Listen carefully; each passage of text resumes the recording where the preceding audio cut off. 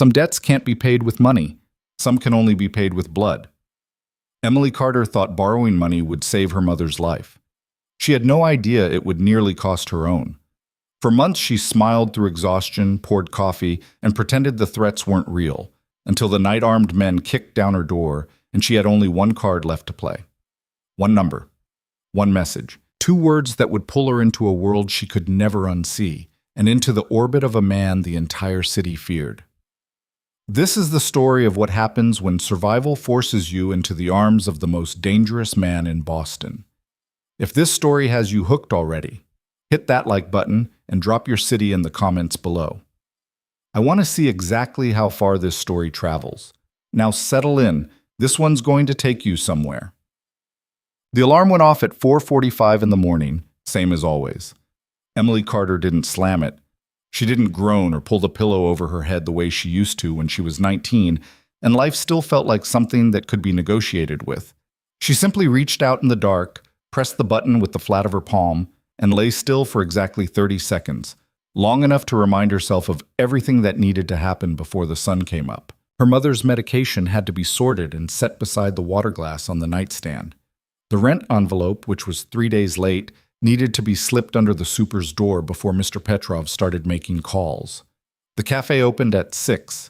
She had to be there by 5:30 to start the espresso machines, unload the delivery, and reset the pastry case before the first wave of commuters hit the door like a tide. She had to hold back with both hands and a smile. 30 seconds. Then she got up.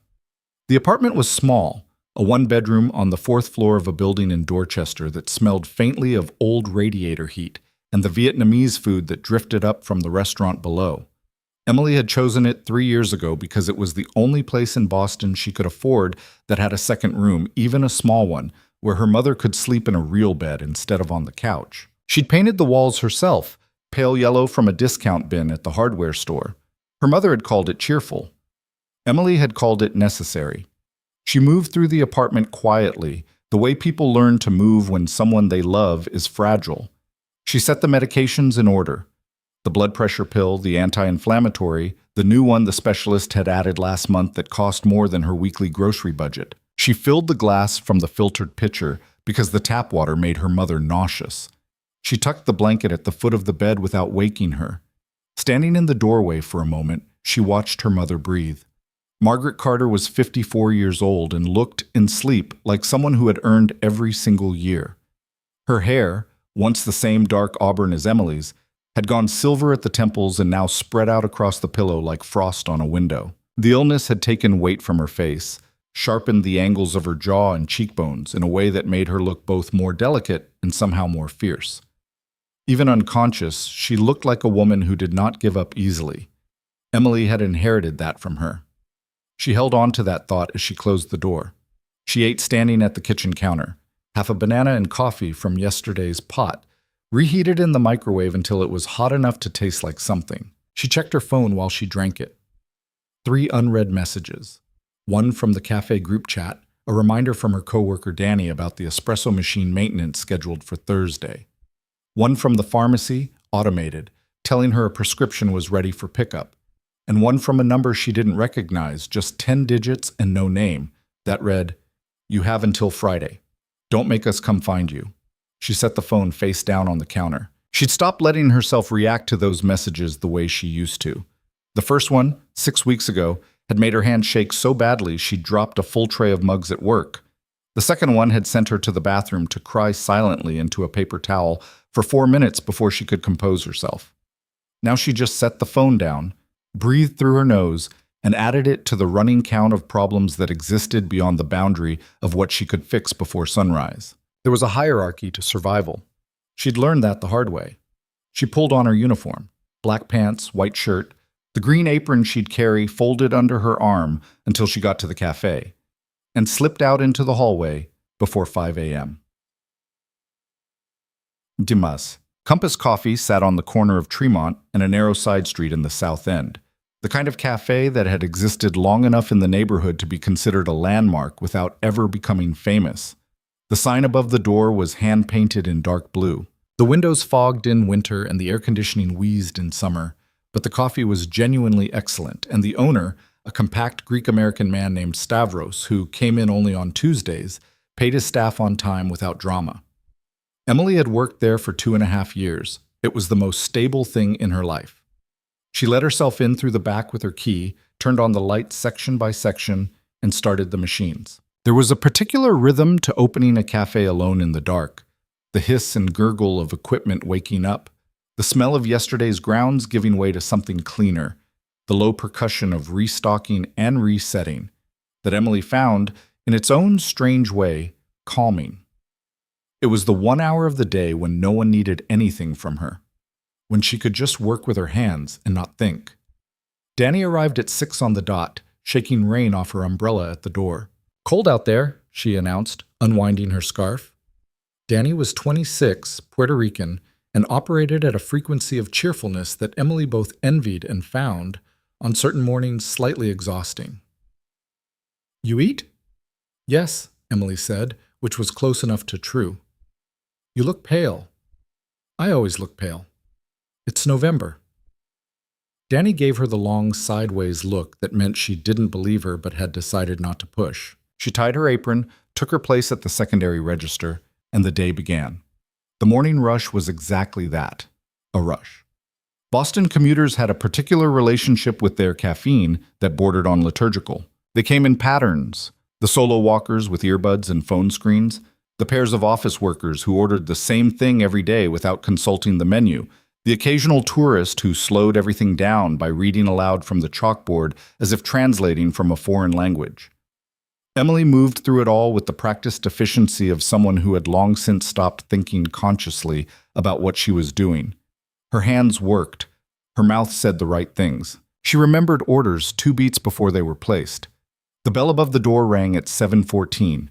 She was already reaching for the portafilter when she registered the shift in the room. It was subtle, the kind of thing you felt before you understood it. A slight drop in the ambient noise, a fraction of stillness moving through the space like a stone dropped in water. 2 of the customers near the door stepped aside without being asked. Someone who had been about to speak let their sentence die. He walked to the end of the counter and stood there. Emily's hands continued their work without her permission. She tamped the grounds, locked the handle, hit the button. She looked up. The man was tall, not aggressively so, but enough that the low ceiling of the cafe seemed to acknowledge him. He wore a charcoal overcoat, open, over a dark suit that fit the way expensive things fit when they're made rather than bought. His hair was black and cut close at the sides, slightly longer on top, the kind of controlled precision that didn't call attention to itself. He was, she guessed, somewhere in his mid-30s, old enough to carry authority without effort, young enough that it hadn't yet calcified into arrogance. His jaw was sharp, his eyes were darker than the coat, and they were looking directly at her. Not at the menu, not at the pastry case, at her. "Medium black," he said. His voice was low and unhurried, the kind of voice that expected to be heard without raising itself. "Name for the order?" She heard herself say it the same way she said it to everyone, which impressed her. A slight pause. Then, "Adrian." She wrote it on the cup. She made his coffee with the same care she applied to everything. 42 seconds on the extraction, the right temperature on the water, the grind set specifically for the beans they were running this week. She slid it across the counter without ceremony. He picked it up, held it for a moment without drinking. "You adjusted the grind since last week," he said. She stared at him. "I'm sorry?" "The extraction time is shorter. You adjusted the grind." He studied the cup with an expression of mild, detached interest. "It's better." "We switched suppliers," she said, because it was true and because it was the only response that made sense. "The new beans are denser." He nodded once, as if this confirmed something he'd already worked out. Then he turned and walked to the table in the far corner, the one with the view of both the door and the street window, and sat with his back to the wall and his coffee in front of him. Emily stood at the counter for 2 seconds longer than she should have before Danny materialized at her elbow. "Who is that?" Danny murmured. "I have no idea." "He comes in every day?" Emily thought about it. She'd seen him before. She was almost certain she had. Not every day, or if it was every day, he'd been one of those customers who blends into the pattern, invisible through repetition. But something about today was different. He'd spoken more. He'd been watching her before she looked up. She was almost sure of it. "He's been in before," she said. "I think." "Girl." Danny's voice was low and devout. "He is watching you right now. Don't look at him." "I'm not looking at him. You're looking at him." Emily turned back to the machine. Behind her, she could feel the weight of that attention like something physical, like the pressure before a storm. She didn't look back. She worked. Oh, he came in at 7:15 the next morning. And the morning after that, by the fourth day, Emily had stopped pretending not to notice. By the sixth, she'd started watching for him from the back of the café, watching the door at 7:12, 7:13, and feeling something she couldn't quite name when the bell rang at 7:14 and he walked in exactly on schedule, as if the day itself had been organized around the event. He always ordered the same thing. He always sat at the same table.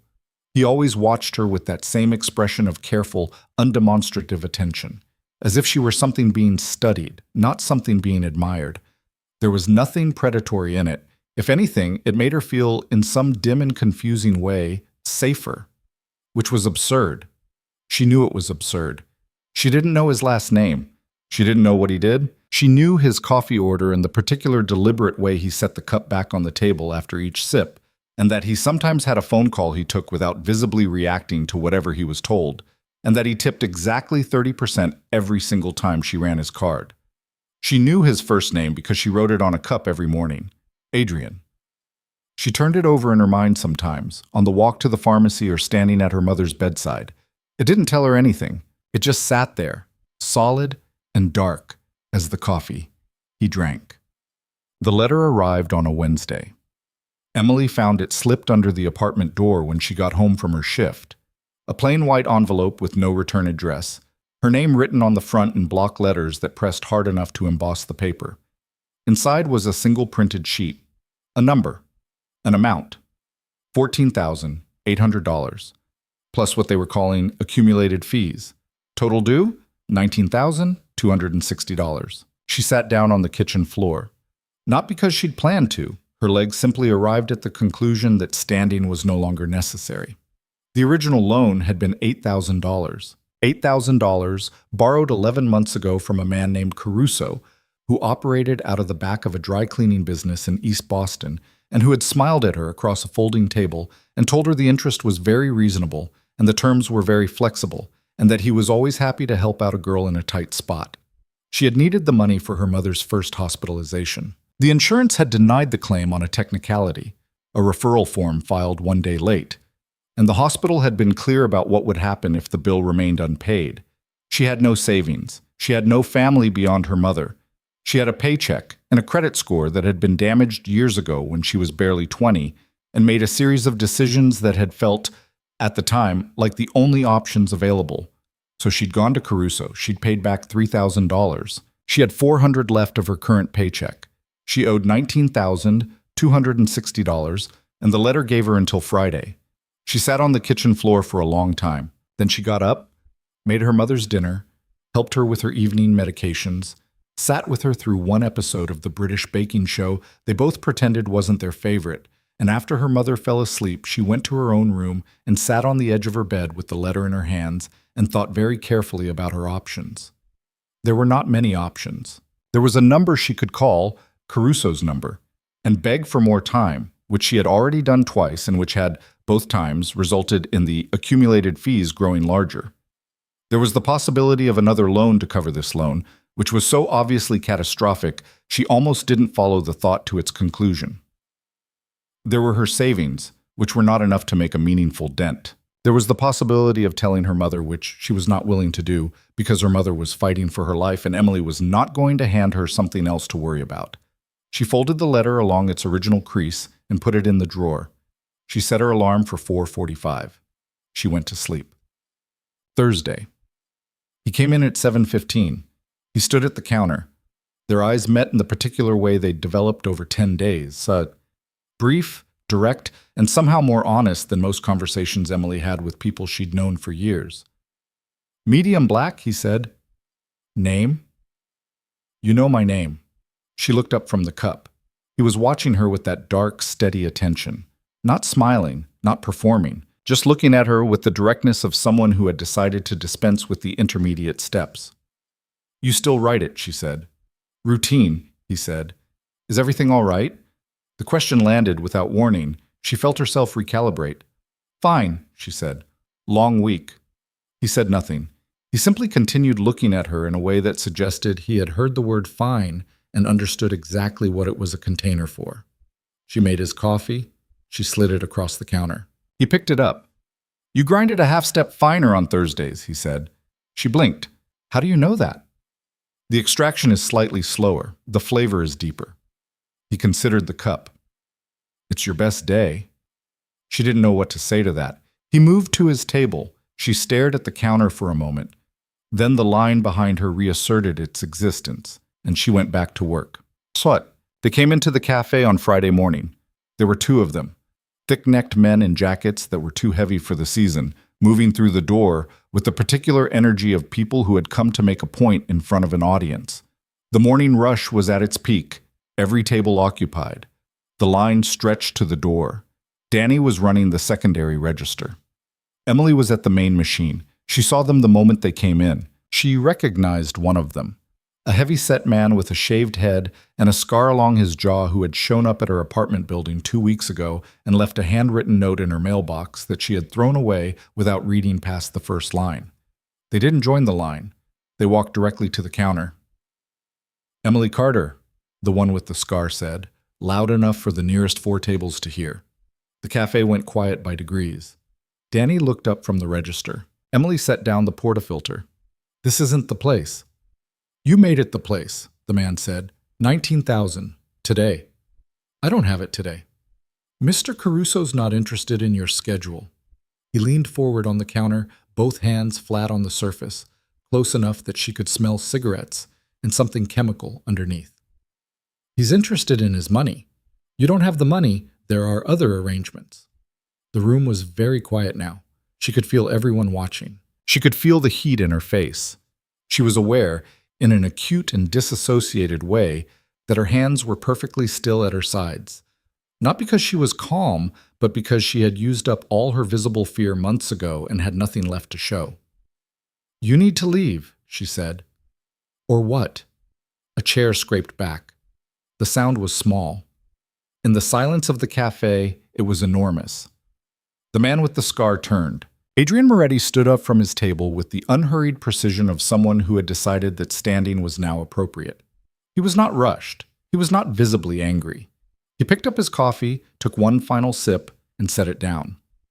Then he walked across the cafe, not quickly, not slowly, and stopped beside the 2 men with the comfortable ease of someone who had never, in his adult life, worried about the person standing in front of him. He looked at the man with the scar for a long moment without speaking. The man with the scar, who had walked into the cafe comfortable and loud, was no longer comfortable. "Walk out," Adrian said, quietly. "Right now." "Who are you?" Adrian didn't answer the question. He looked at the man the way you might look at something that had appeared in the wrong place. "I won't say it again." Whatever the man with the scar saw in Adrian's face, in those dark, completely still eyes, resolved something for him. He straightened. He glanced at his partner. Some rapid recalculation happened between them that Emily couldn't track. "We'll be back," the scarred man said, because he needed to say something. Adrian said nothing. He simply waited with perfect patience until they walked out the door. The cafe stayed quiet for 5 full seconds after the bell stopped ringing. Then conversation resumed, cautiously at first, and then all at once, the way it always does when a crowd decides collectively that the threat has passed. Danny was staring at Emily with enormous eyes. Adrian returned to his table, sat down, looked at his phone. Then he stood again, reached into his jacket and took out a business card. He set it on the counter in front of Emily. No logo, no title, just a phone number in clean black type on white stock, and looked at her for a moment. "Call if you need to," he said. "Or don't, but keep it." He put on his coat and walked out. Well, Emily kept it. She slipped it into the pocket of her apron and carried it through the rest of her shift like a stone she wasn't sure was lucky. She thought about it while she worked. She thought about it on the train home. She stood in her kitchen holding it under the light and read the number again, as if it might have changed. She didn't call. She was not someone who called. She was someone who solved her problems with her own hands. Because every time she'd allowed herself to depend on another person, the floor had eventually come out from under her. She was not naive enough to believe that a man who had just made two collectors walk out of a cafe with a look was offering something uncomplicated. Nothing in the world was uncomplicated. She knew exactly what kind of man carried that kind of authority. She put the card in the drawer with the letter and tried to sleep. Saturday, she worked a double shift. Sunday, her mother had a bad day. Dizzy spells, a headache that wouldn't lift. A long afternoon on the couch while Emily sat nearby pretending to read and watching her mother's breathing. The specialist had mentioned the possibility of a new treatment, something experimental that required additional testing, additional cost, additional time. Her mother had said it was fine. Her mother always said everything was fine. Emily had excused herself to make tea and stood in the kitchen for 90 seconds with her eyes pressed shut before she could trust her face again. Sunday evening, she noticed a car parked across the street from the building that hadn't been there before. A dark SUV, engine off. Someone in the front seat. She watched it from the corner of the window for 20 minutes, then made herself stop watching. Monday, it was still there. Tuesday, she walked past it on her way to work, close enough to see that there were two men inside, close enough for one of them to make direct eye contact through the windshield with the careful neutrality of someone trained not to react. She kept walking. She got to the café. She made coffee for 4 hours and smiled at strangers and told herself she was managing. She was not managing. Tuesday evening, she found the note on her door, not slipped under it this time, taped to the outside, where her neighbors could see it. A single index card, handwritten in the same block letters. Last warning. We know your mother's schedule. She took the card inside. She closed the door. She stood in the hallway of her own apartment feeling the specific terrible sensation of a trap closing, not all at once but incrementally, the way water rises, the way pressure builds, the way something that was survivable yesterday becomes unsurvivable by degree. Her mother was watching television in the living room. The sound of the baking show carried through the thin wall. Emily sat on the edge of her bed. She opened the drawer. She took out the business card and looked at the number in the light. She was not someone who called. She picked up her phone.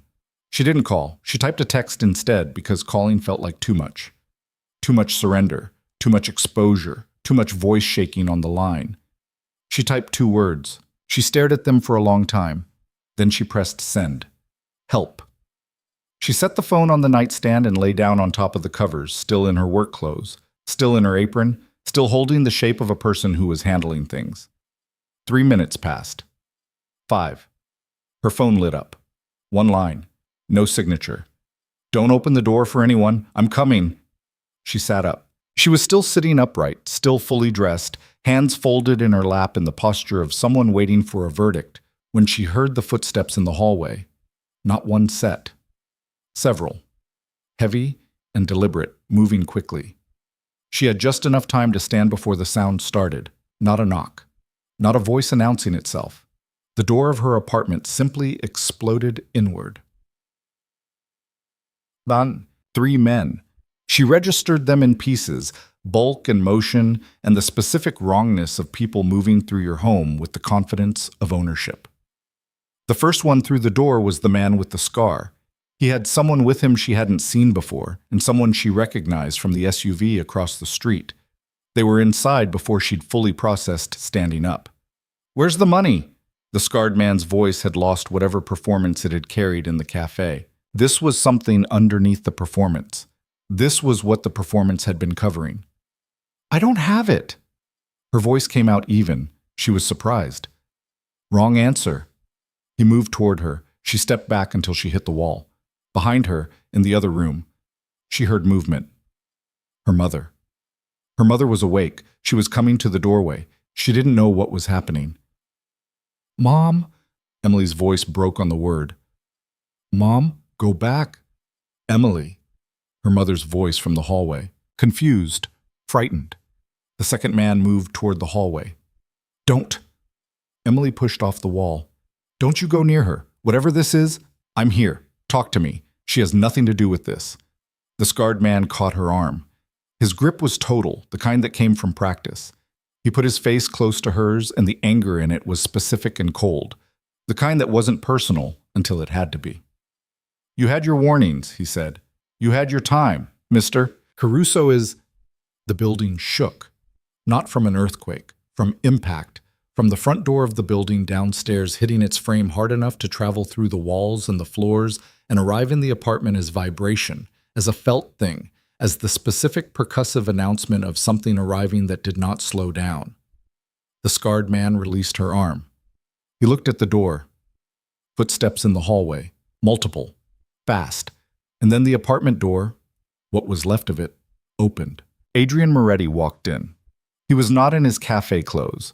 He wore black, from the collar of his jacket to the laces of his boots, and he wore it with the same ease he wore everything else, which was to say with the specific authority of a man who had long since resolved all questions about who he was and what he was capable of. Behind him, two men took up positions in the doorway without entering, large and completely still, with the practiced geometry of people who knew exactly how much space they occupied and why. Adrian looked at the scarred man. He looked at his grip on Emily's arm. He looked at the second man positioned near the hallway where her mother was. He said nothing for a moment. He didn't need to. The temperature in the room did something. "Let go of her," Adrian said, quietly, and stepped back. The scarred man had size and anger and nothing else. He looked at Adrian and spent a brief moment trying to calculate whether he had enough of either of those things. The calculation resolved visibly on his face. He let go. Emily moved to the wall. Her legs were working on automatic. "You have no idea what you're walking into," the scarred man said, because he had to say something. "Tell me Caruso's number," Adrian said. A pause. "What?" "His private number. Not the business line. The private one." The scarred man stared at him. Adrian reached into his jacket, not for a weapon, but for his phone. He dialed something from memory, put it to his ear, waited for one ring, two, and then he began to speak. He didn't speak to the men in the room. He spoke to whoever answered in a quiet, completely level voice, and what he said lasted less than 90 seconds. Emily didn't catch all of it. Her heart was too loud, her mind too fractured. But she heard certain words and phrases arrange themselves into a meaning she couldn't avoid. She heard a dollar amount that erased her debt entirely. She heard a description of Caruso's operation, specific, detailed, the kind of specific that came from having paid for information, and a quiet, unemotional suggestion about what would happen if her name was raised again in any context by anyone connected to that operation. She heard a silence on the other end of the line that stretched long enough to mean something. When Adrian ended the call, he looked at the scarred man. "You're done here," he said. "All of you. The debt is cleared. If anyone from Caruso's network comes near her again—" He paused. It was not a threatening pause. It was simply a pause, the kind that gives the listener time to understand the full weight of what is not being said. "Tell him I said so." The scarred man looked at Adrian. He looked at the two men in the doorway. He made the calculation again and arrived at the same place. He nodded once. He jerked his head at the others. They left. Emily stood against the wall. Her mother appeared in the hallway doorway, gray-faced, clutching her robe, taking in the broken door, and the strangers and her daughter pressed against the wall with the particular focused confusion of someone who has been startled out of a warm room into a cold world. "Emily." Her mother's voice was careful. "Are you hurt?" "No." She crossed to her. "No, Mom, I'm not hurt." She put her arms around her mother and felt how thin her shoulders had become, how light and fragile, and pressed her face into her mother's hair for a moment while something inside her chest attempted to unknot itself. "All right," her mother said, patting her back with great dignity. "All right, I've got you." Behind them, Adrian stood in the middle of the apartment's small living room with his hands in his pockets, looking at the broken door with the expression of a man making a list. "She can't stay here tonight," he said. Not as a question. Emily turned around. She looked at him. This man she'd been writing a name on a cup for 12 days. This man she had sent 2 words into the dark and received an arrival in return, and understood, for the first time, that she had not understood anything at all. "Who are you?" she said. It was her mother who answered, in the way that only people who have lived long enough and seen enough and have nothing left to pretend about can answer. "The man who just saved us," her mother said quietly. "Ask the other questions later." Adrian looked at Emily. She held his gaze for a long moment. And despite everything, the broken door, the fear still running through her like a current, the enormous incomprehensibility of the last 20 minutes, she felt that strange, specific thing she'd felt for 12 mornings running, the thing she hadn't been able to name. Standing in the wreckage of her small apartment, looking at this man she didn't know, she felt something that was not quite safe, but was closer to it than she'd felt in a very long time. "Okay," she said. "We'll talk." The car was black and long and moved through the Boston streets with the quiet authority of something that had never once been stopped by a traffic light it didn't choose to obey. Emily sat in the back seat with her mother beside her and a bag on her lap that she'd packed in 11 minutes.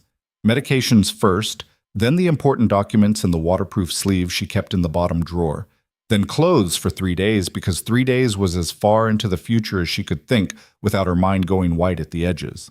Her mother had dressed herself with remarkable composure, buttoning her coat with steady hands and asking only one question before they left the apartment. "Did you remember my book?" Emily had gone back for it, a worn paperback mystery with a cracked spine that Margaret Carter had been rereading for the 4th time because she said familiar stories were comforting, and there was no shame in comfort. Emily had tucked it into the bag without a word. Now they rode in silence through the November dark, and Emily watched the city slide past the window. The lit storefronts, the orange pools of streetlight, the occasional pedestrian moving fast against the cold, and tried to organize her thoughts into something that resembled reason. It wasn't working. Adrian sat in the front passenger seat. He hadn't explained where they were going. He'd spoken quietly to the driver, a broad-shouldered man with a shaved head who had been introduced only as Marco and who drove with the focused economy of someone who had done this kind of transportation before, in circumstances Emily preferred not to imagine. Since getting in the car, Adrian had made 2 calls, both brief, both in a voice low enough that she caught only fragments. She heard the word residence. She heard a street address in Back Bay she didn't recognize. She heard him say, "The mother needs a doctor in the morning," with the quiet matter-of-factness of someone adjusting a schedule, and felt her chest do something complicated. She hadn't asked him anything yet. She was still locating herself inside what had happened. Her mother, meanwhile, had opened her book. "Mom," Emily said quietly. "Are you okay?" Margaret looked up from the page. In the passing light, her face was composed and faintly amused, which was, Emily had long ago concluded, her mother's default setting in the face of crisis. Margaret Carter had raised a daughter alone on a teacher's salary after Emily's father left when Emily was 7.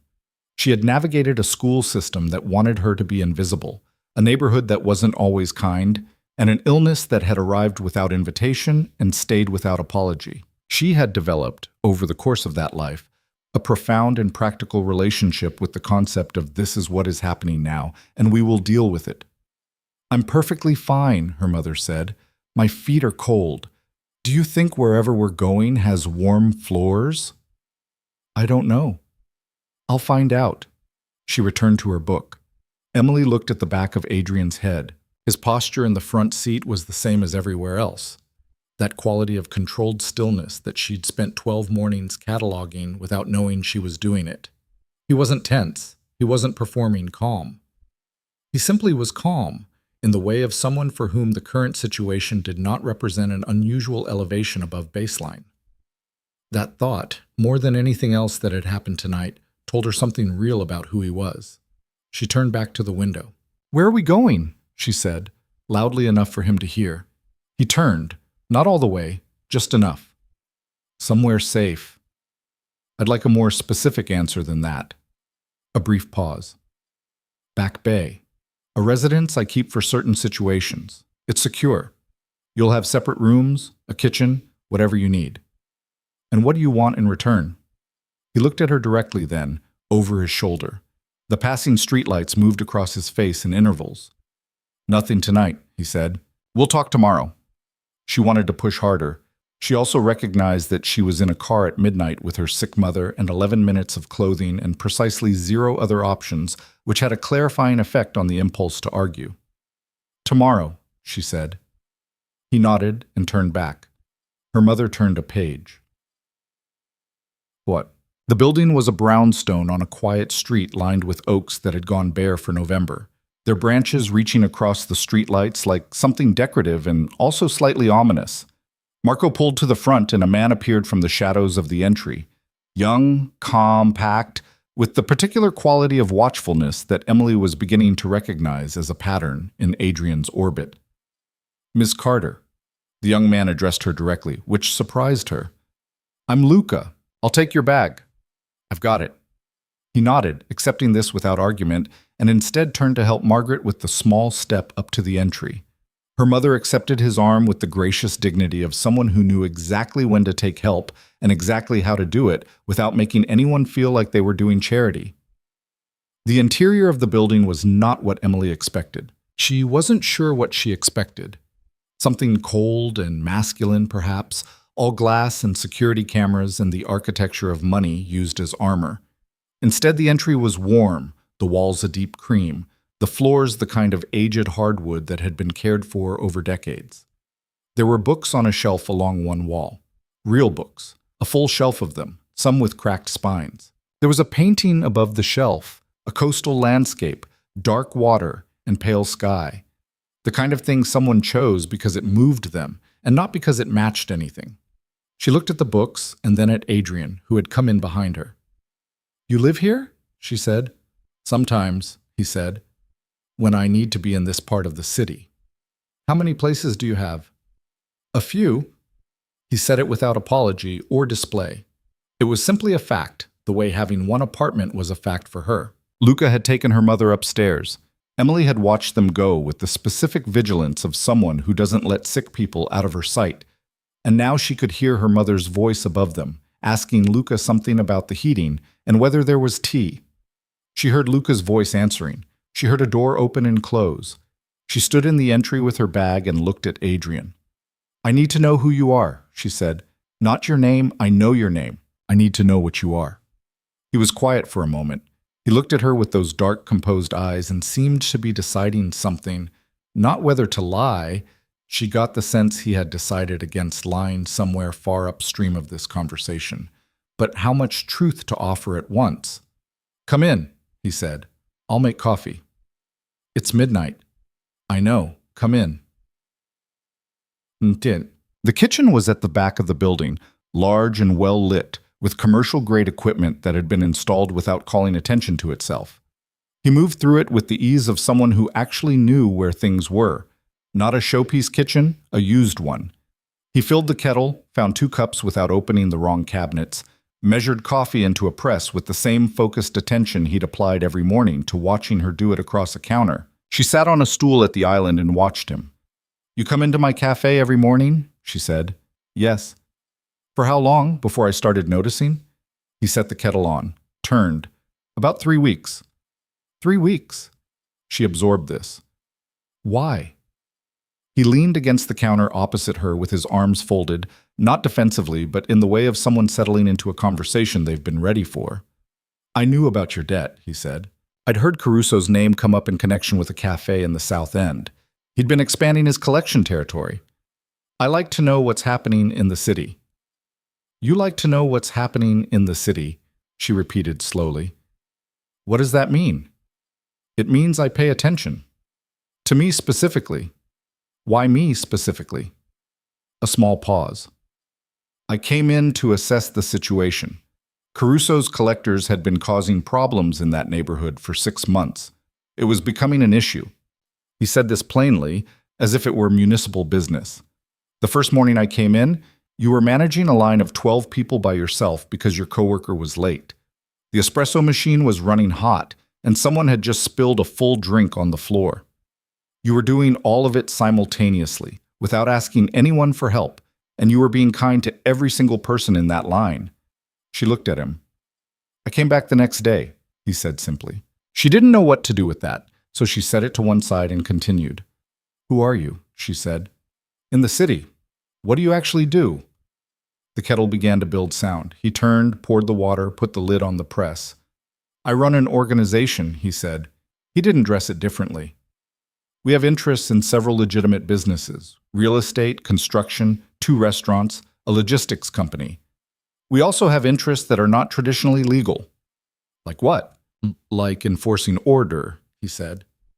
In parts of the city where the law enforces nothing, there is still order. I maintain it. In exchange for that, I receive cooperation, information, money, loyalty. She stared at him. You're describing organized crime. Yes. You run it. I run the Boston operation. There are others connected to it, but in this city, the decisions move through me. She sat with this for a moment. Outside, the street was quiet. From upstairs, she could hear faint movement. Her mother settling in, or Luca checking the room. The normalcy of those small sounds against the extraordinary thing he was saying created a dislocation she wasn't sure how to close. You paid off my debt, she said, to another criminal. Caruso's operation is small and unpleasant. He targets people who can't fight back. Something moved behind his eyes. Not anger, but the contained version of it. The kind that has been filed somewhere organized and efficient rather than allowed to run loose. I don't respect what he does or how he does it. There's an honor system. There are standards. Not everyone meets them. She looked at the press. The coffee was steeping. She watched the dark water work through the grounds. And now, she said, you've paid the debt. My mother is upstairs in your building. What does that mean? What comes next? He pushed off the counter, picked up the press, poured 2 cups with the same care she'd observed for 12 mornings. He set one in front of her. He held his own and looked at her. Nothing comes next that you don't choose, he said. You're not in debt to me. I didn't pay Caruso's money to put you in a different kind of debt. That's not what this is. Then what is it? He was quiet for a moment. A choice I made. She looked at him across the counter. In the warm light of the kitchen, without the cafe noise and the morning rush and the counter between them, he looked different. Or perhaps she was looking at him differently, with 12 days of accumulated attention and the particular clarity that comes from fear that has just passed and hasn't yet been replaced by the next thing. He was, she thought, the most self-contained person she'd ever met, and also, somehow, watching her with the same careful attention he'd always watched her with. Not as a subject, not as a problem, but as someone who mattered to the outcome of his thinking. She picked up the cup. The men from tonight, she said. Caruso's people. Is it done? Caruso understands the situation. What if he doesn't accept it? He will. No hesitation, no bravado, simply certainty delivered in the same tone as everything else. He's a practical man. What he does won't survive contact with what I can bring to it. He knows that. She drank her coffee. It was exactly right. She noticed this in a distant, automatic way, the specific rightness of the temperature and the extraction. And then she noticed that he'd made it that way deliberately. And then she noticed that she'd noticed, which felt like more information than she was ready for at midnight in a stranger's kitchen. She set the cup down. I want to stay until my mother is stable, she said. A few days, until I can figure out something better. However long you need. I'm not asking for charity, She stopped, because the end of that sentence was complicated. I'll pay you back had already been complicated by the fact that he'd just told her she didn't owe him anything. I'll figure it out, she said instead. You don't need to figure anything out tonight. I know. I'm telling you my terms. Something shifted in his expression. So small she nearly missed it. Not amusement, exactly. Something adjacent to it. All right, he said. She stood up from the stool. I'm going to check on my mother. Luca will have made sure she has everything she needs. I know. I'm still going to check. She picked up her bag. Then she stopped. The card you gave me at the cafe. You said call if I need to. Did you? When you gave it to me that morning, did you know it would end up like this?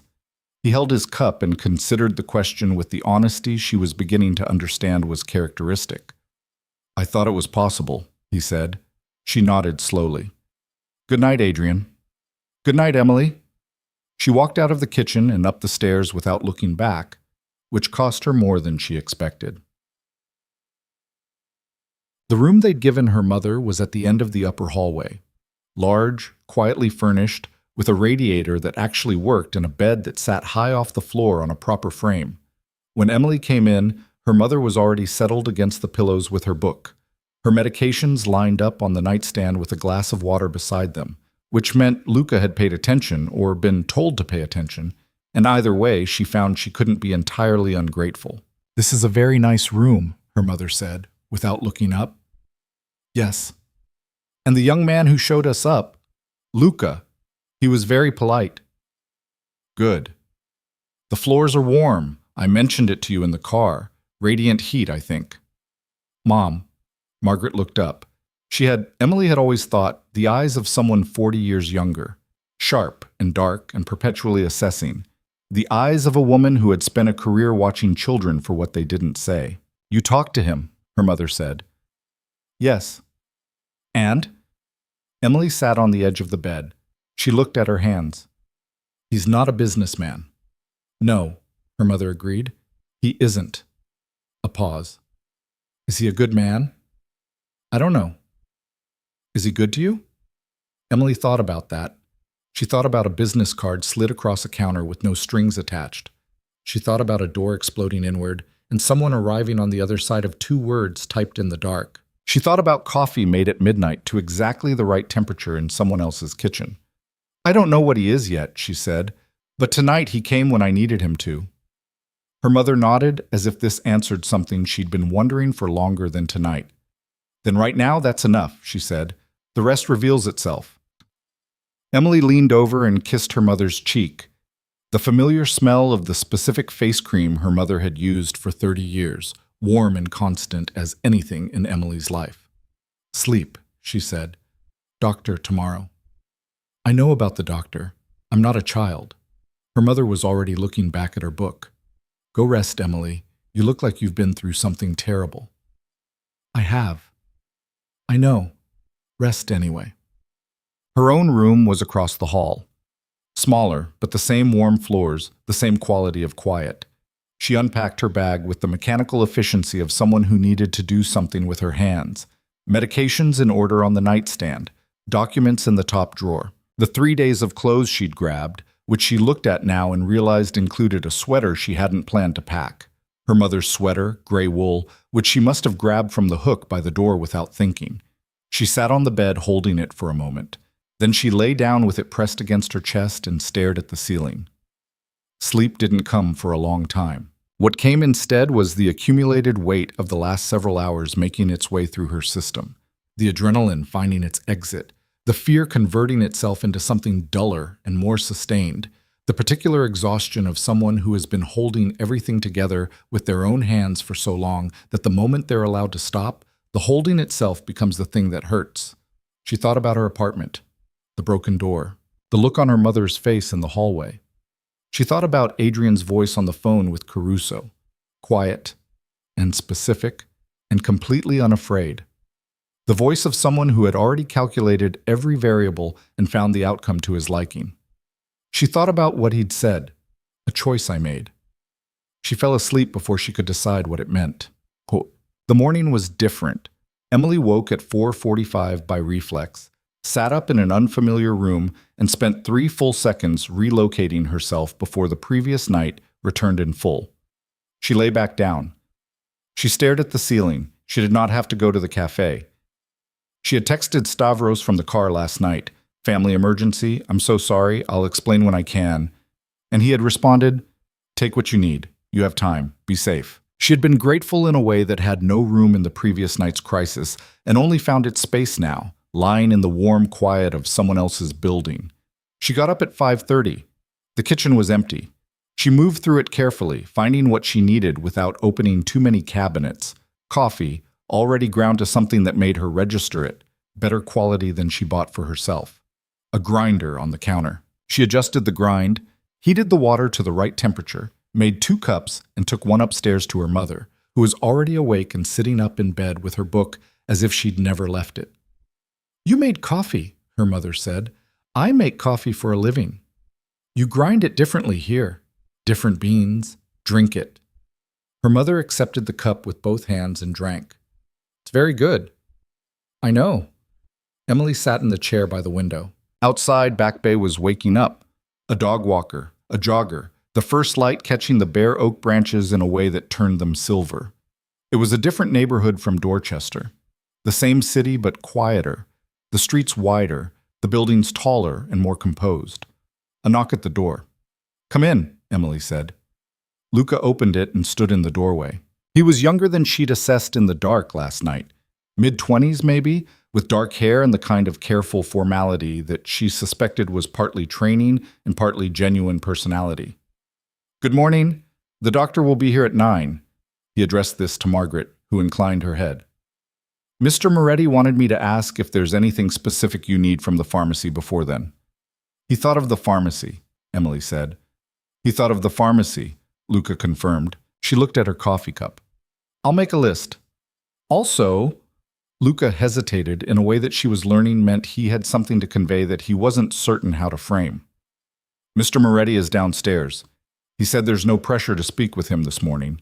He said, and I'm quoting directly, she knows where I am if she wants to talk." Her mother looked at her over the rim of the coffee cup with an expression of elaborate neutrality. Emily set her cup down. "I'll go down," she said. He was in the kitchen, standing at the counter with his own cup, reading something on his phone with the concentrated attention of someone who had already been working for several hours. He was dressed in a different way from the night before. Still dark, but more deliberate about it. A charcoal shirt with the sleeves rolled to the elbow and dark trousers, the jacket nowhere in evidence. It was, she realized, the most informal she'd seen him. It made him look, fractionally, like a person rather than a presence. He set the phone face down when she came in. "You adjusted the grind," he said. She looked at the grinder on the counter. "Your beans are good. The previous setting was too coarse." "I noticed." He looked at her cup. "You made enough for 2. Yours is in the press. Don't wait too long." He pressed it and poured without comment, and for a moment they stood on opposite sides of the kitchen island with their coffee and the morning light coming through the window above the sink, and it was, surprisingly, almost disarmingly, ordinary. "The doctor at 9 is Dr. Rice," he said. "She's the best internist in the city. She knows your mother's name and the outline of her condition. Whatever she recommends, whatever tests or treatments she thinks are necessary, I want you to tell me, and it will be handled." Emily set her cup down carefully. "I'm not going to let you pay for my mother's medical care. It's already arranged." "Then unarrange it." He looked at her. "Why?" "Because I don't know what it costs me." "I told you last night. I know what you told me. I also know that people who run organizations like yours don't make arrangements out of pure generosity and then ask nothing in return." She held his gaze. "I'm not naive, Adrian. I'm grateful for last night. I'll be grateful for the room and the security. But my mother's medical care is something I need to be responsible for. It's the one thing I've been fighting for this whole time. I'm not going to hand it off." He was quiet for a moment. He looked at her with that same careful, assessing attention, and she thought she saw something move through it that might have been respect. "All right," he said, "just like that? You set a boundary. I'm accepting it." He held his cup. "I'm not in the habit of arguing with people about what they need." She searched his face for condescension and found none. She found, instead, a kind of directness that she was beginning to understand was simply how he operated. No performance, no manipulation at the surface level, just the straightforward acknowledgement of where things stood. "The medical expenses," she said. "The original reason I went to Caruso. I have insurance, but it's limited. The specialist my mother is seeing, the new treatment protocol they're considering. It's expensive. I don't have a solution to that yet." "Tell me what you need for it," he said. "I just said I'm not taking your money." "I didn't offer you money." He paused. "I know people. The specialist your mother is seeing. I can make an introduction that moves her case to the head of the consideration list, not through payment, through a conversation. It's a different thing." She looked at him. "You have relationships with specialists at Massachusetts General." "I have relationships with people who know people there." "Yes." He said it with the same equanimity with which he said everything. "In my position, you either build connections or you build enemies. I prefer connections. She thought about this for a longer moment than was comfortable. She thought about the cost of pride versus the cost of her mother's life, which was a calculation she'd already done once and arrived at an answer she still didn't entirely forgive herself for. A conversation, she said. Not a payment. A conversation. She looked at her coffee. She looked at the morning light on the counter.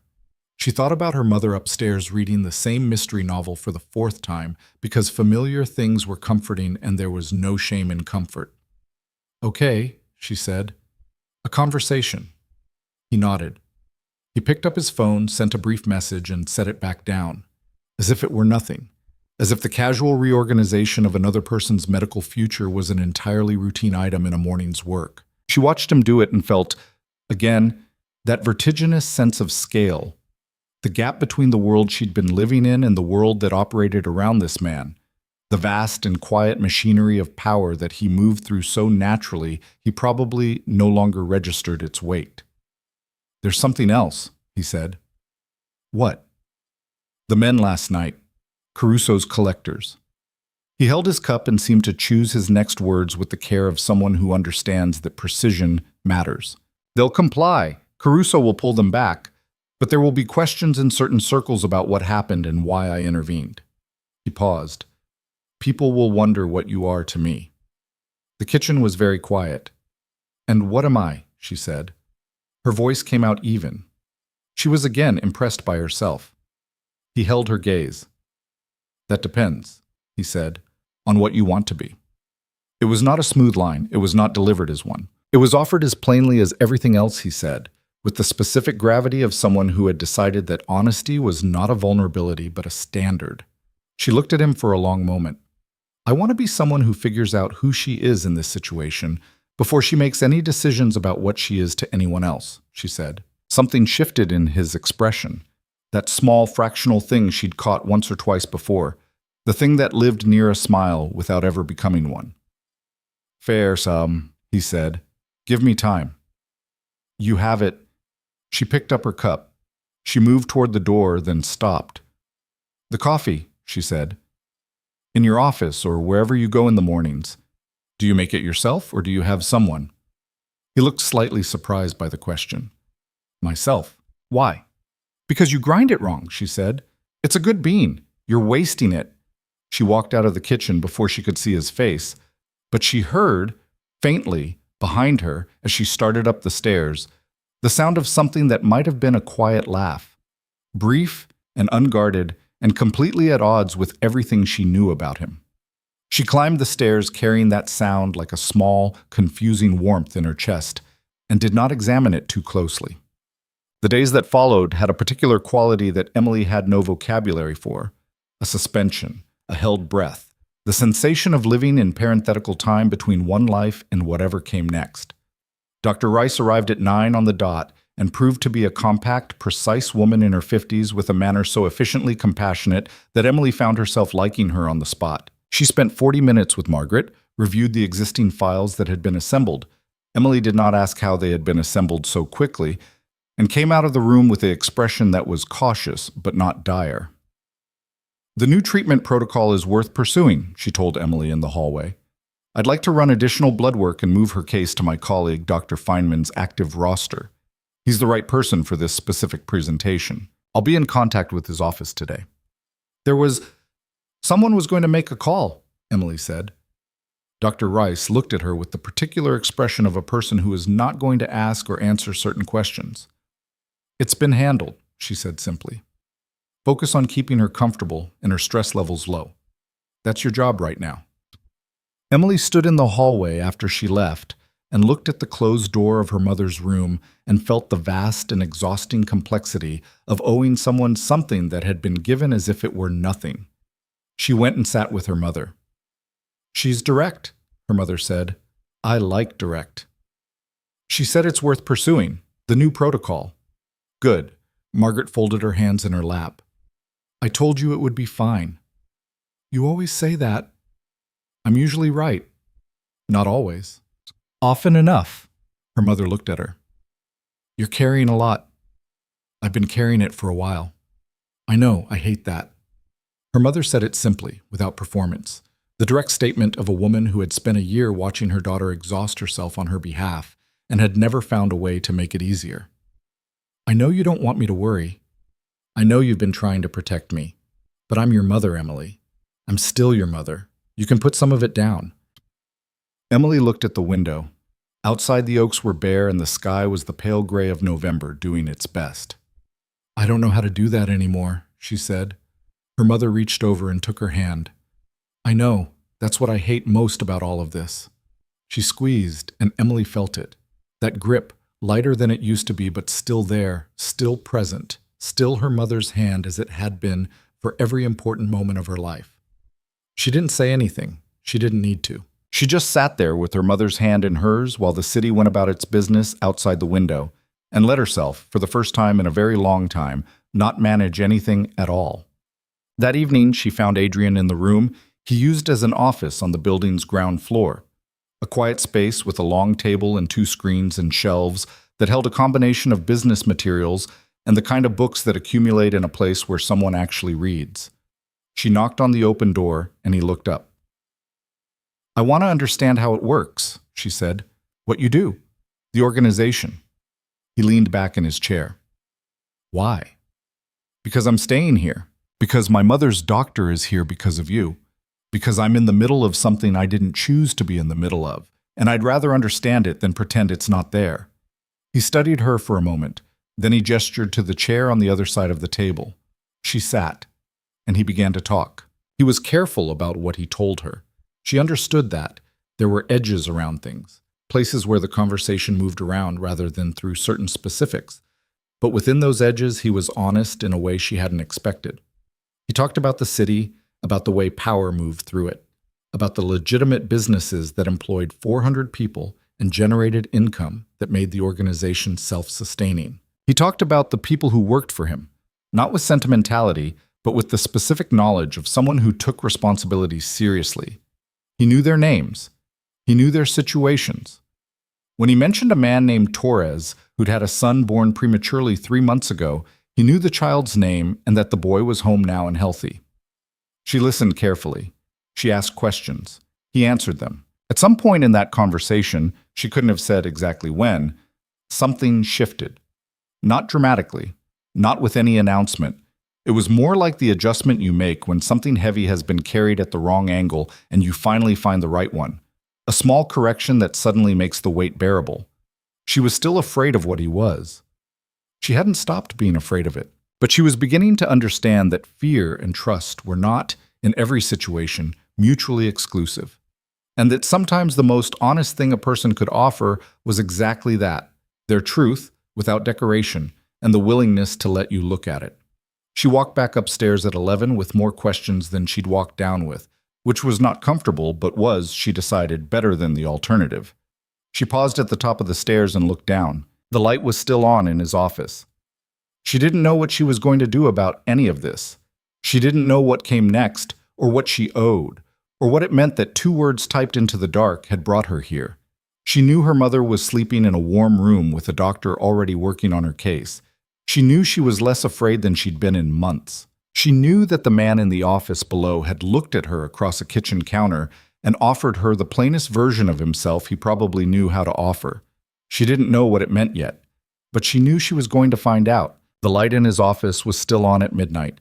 Emily knew this because she'd gotten up for water and looked down the stairs without intending to and seen the thin line of yellow under the closed door, steady and unchanged from when she'd left him 2 hours before. She stood at the top of the stairs for a moment in the dark hallway, holding her water glass, listening to the building's particular silence, the tick of the radiator, the faint sound of traffic 3 streets over, the quality of stillness that accumulates in old buildings late at night, like something laid down in the walls. She went back to bed. She did not sleep well. What she kept returning to was not the fear. The fear had its own logic. She understood where it lived. But the conversation. The way he talked about the city like a man who had spent years learning its weight and had developed in the process something that was not quite love and not quite burden, but something in between. The way he'd said Torres's son's name. The way he'd paused once, in the middle of explaining the structure of his organization's legitimate holdings, and looked at the table as if calculating something more personal than revenue, and then simply continued. She'd spent 2 years making coffee for hundreds of strangers and developing, whether she meant to or not, a particular skill for reading people across counters. She knew the difference between performance and the real thing. She knew when someone was giving you their surface and when they were, unexpectedly, giving you something else. Adrienne Moretti was giving her something else. She still didn't know what to do with it. On the third morning, she woke before the alarm.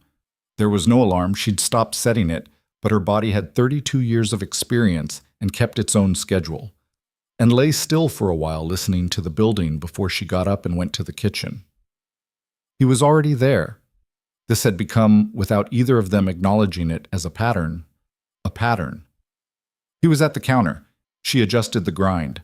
They drank their coffee on opposite sides of the island, while the city turned from dark to gray outside the window, and the silence between them was, increasingly, the kind that didn't require filling. This morning he was looking at something on the table when she came in, a series of papers organized in a way that suggested they'd been reviewed several times and rearranged. He didn't cover them when she entered, which told her something. He also didn't explain them, which told her something else. She made the coffee. She set his cup next to him. She sat down with her own and looked at the papers without looking like she was looking. Financial documents, property deeds, a name at the top of one sheet, Renata Group LLC, that appeared on several others in different contexts. She was good with numbers. She'd been managing her own tight margin for years and had developed, out of necessity, a quick eye for financial structure. "Real estate acquisition?" she said. He glanced up. "Yes." "The Renata Group is buying multiple properties." She nodded at the sheets. "The same buyer across all of them. That's a consolidation." He looked at her for a moment with that quality of recalibration she'd seen twice before, the minor adjustment a person makes when they encounter something they weren't expecting from the direction they weren't watching. "It's a front," he said, "for a competitor." Competitor. Another organization, based out of New York. They've been moving into Boston real estate for the last 18 months, using shell companies. The Renata Group is their third structure.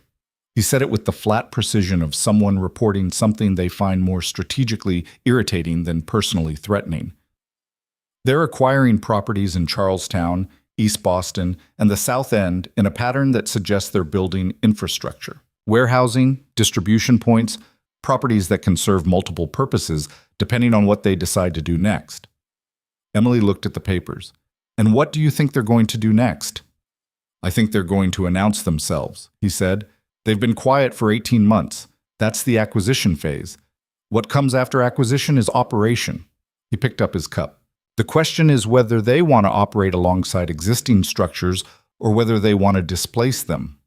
And you think they want to displace.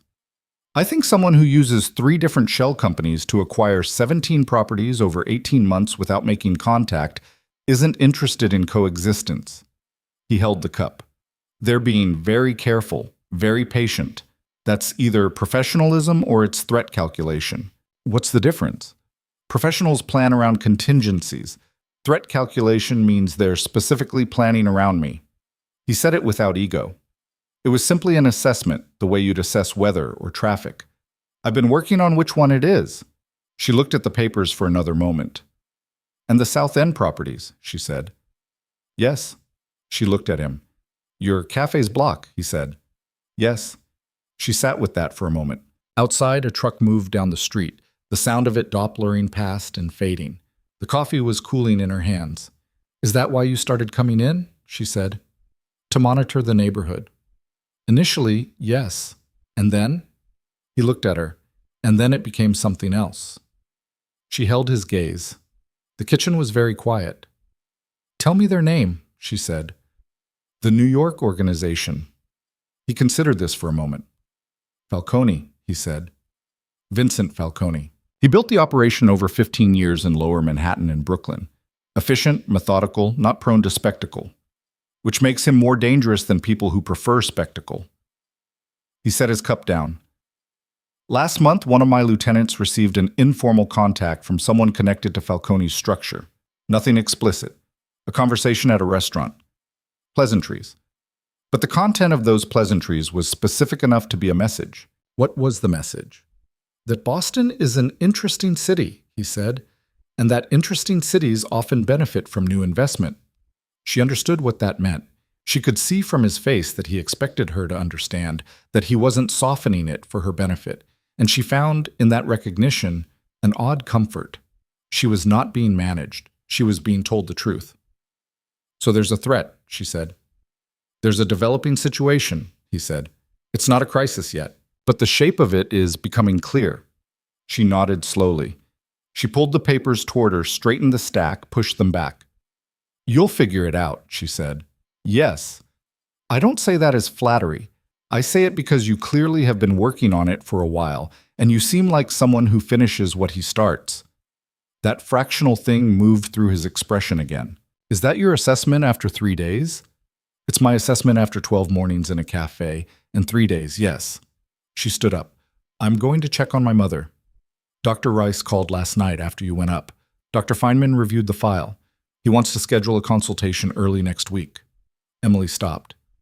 "He's optimistic about the protocol," Adrian said. "Rice said he used the word promising." She stood with her back to him for a moment, her hand on the door frame. She was not going to cry in his kitchen. She had decided this some time ago, and she held to it now with the specific dignity of someone who has learned to cry in private, because public crying requires explanation and energy, and she had neither. "Okay," she said. Her voice was even. "Okay," he said, in the same register, giving her room. She walked out. She told her mother over breakfast, oatmeal with the sliced apple her mother liked. The tea made the specific color her mother described as the shade of autumn, and watched Margaret Carter receive the news with the composed, careful hope of someone who had learned not to let hope run ahead of itself. "Promising," her mother repeated. "That's what he said." Her mother looked at the apple slices arranged on the rim of her bowl. She was quiet for a moment. "You know," she said, "I've spent a great deal of energy this past year trying not to think too far ahead, trying to just be in the present day, in the present hour, because thinking ahead felt—" She paused. "It felt like counting on something I wasn't sure I had the right to count on. Mom, I'm not being morbid. I'm being honest." She picked up a slice of apple. "Promising is a word I can hold. It's not a guarantee, but it's a handhold." She ate the apple. She looked at Emily. "You did this." "I didn't do anything." "You've been doing everything for a year. Don't minimize it because someone finally helped." Her mother's voice was gentle but absolute, in the way of someone who had spent decades teaching children not to disappear themselves. "This happened because you kept going. You kept going even when there was no reason to believe it would get better, and it is getting better. Let yourself have that." Emily looked at her oatmeal. She was again very carefully not crying. "The man downstairs," her mother said. "I know what you're going to say." "You don't know what I'm going to say. You think you do." Emily looked up. "I was going to say that he looks at you the way your father used to look at me," her mother said. "Before everything. When things were still—" She tilted her head. "When things were still good between us. That specific kind of attention. Like you're the only thing in the room that he actually sees." Emily looked at the window. "I'm not telling you what to do about it," her mother said. "I don't know enough about who he is. I know what I see from a distance, and I know what I felt in the first 5 minutes in that car, which is that he's a man who has decided you matter. The rest is yours to figure out." She picked up her tea. "But I wanted you to know that I see it, and that I think you see it too." Emily didn't answer. She refilled her mother's tea without being asked, sat back down, and ate her oatmeal. Her mother smiled into her cup and said nothing more about it. On the 4th day, Marco drove her back to Dorchester to assess the apartment. She went alone. She'd said she preferred it that way, and Adrian had not argued, only said that Marco would wait outside and that she should call if anything felt wrong. The instruction was practical and not overprotective, which she appreciated more than she expected to. The building looked the same from the outside. Inside, the 4th-floor hallway smelled the same: radiator heat and the Vietnamese restaurant below. Mr. Petrov from the super's apartment was standing in the hall when she came up the stairs, and he looked at her with the expression of a man who had many questions and had decided the answers were probably not his business. "The door," he said. "I know. I'll cover the repair." He looked at her for a moment. "You have trouble?" "It's handled." She said it the way she'd heard Adrian say it and felt, in the saying of it, something shift, a small and somewhat unsettling recognition that she was borrowing the cadence of a language she was only beginning to learn. "Okay," Mr. Petrov said. He went back inside. The apartment was cold. She'd been gone 4 days and the thermostat had drifted down. The broken door had been propped in its frame by someone, she wasn't sure who, and the lock was non-functional. She stood in the doorway of her own living room and looked at it. It was smaller than she remembered. Not literally. The square footage was identical, but the psychological space of it had contracted. The yellow walls her mother had called cheerful. The second-hand couch. The bookshelf she'd built from boards and brackets, still slightly uneven, books filling every slot because she'd run out of room 6 months ago and started stacking horizontally on top. She walked through it deliberately. She checked the windows. She opened every cabinet and drawer and closet with the focused, dispassionate attention of an inventory, because that was what this needed to be. Not a homecoming, but an accounting. She stood in the kitchen looking at the coffee pot and thought about 4:45 mornings and half bananas and texts from unknown numbers that said, "Don't make us find you, find." She thought about what it had felt like to stand in that living room with a man's hand on her arm and her mother's voice in the hallway and the complete conviction that there was no exit. She took a breath. She took the important things. More of her mother's books, a photograph from the bedroom shelf that was the last photo taken of the three of them before her father left, a particular mug her mother used that wasn't valuable, except that it was, a few more days of clothes for each of them. She put them in the bag she'd brought. She stood in the doorway one more time and looked at the apartment. She was not sure when she'd be back. She was not sure what she was moving toward. But she understood, standing in the cold of that small yellow room, that the life she'd been living here, the specific, exhausting, proud, and grinding version of survival she'd constructed, had already changed. The only question was what it was changing into. She closed the prop door as well as it would close, went downstairs, and got into the black car. Marco drove without asking questions. That evening, for the first time since the night of the door, all three of them ate dinner together.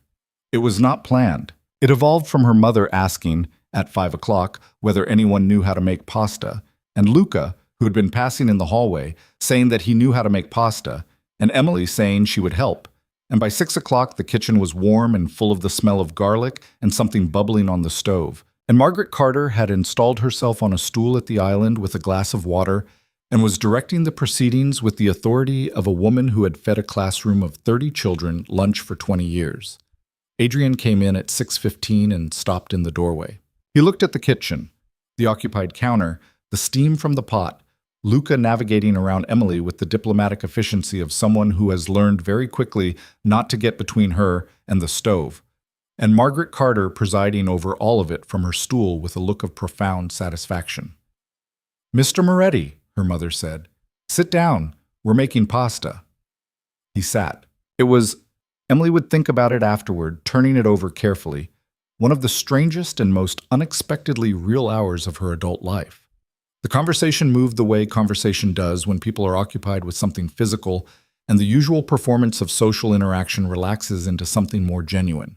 Her mother asked Luca where he was from, and he said South Boston, and her mother said she'd taught at a school in South Boston for 4 years in the early 90s, and Luca said his aunt might have been in that school, and her mother asked his aunt's name, and Luca said it, and her mother said, with complete sincerity, "Oh, she was wonderful. She did a project on the harbor that I still think about." Adrian ate his pasta and answered her mother's questions with the careful attention of someone who takes questions seriously. Margaret Carter asked him what he'd studied, and he said economics.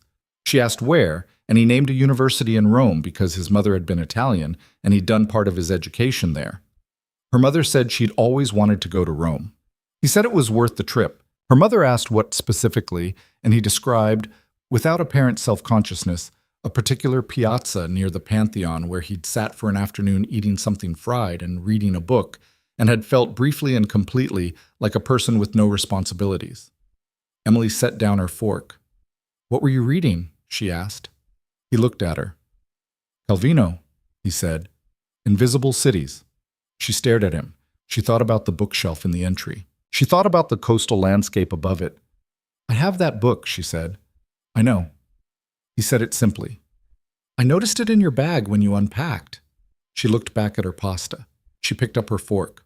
Her mother, across the table, was wearing an expression of absolute serenity that Emily declined to examine. After dinner, while Luca cleared the table, Emily stood at the sink doing dishes in the specific meditative way she'd always preferred.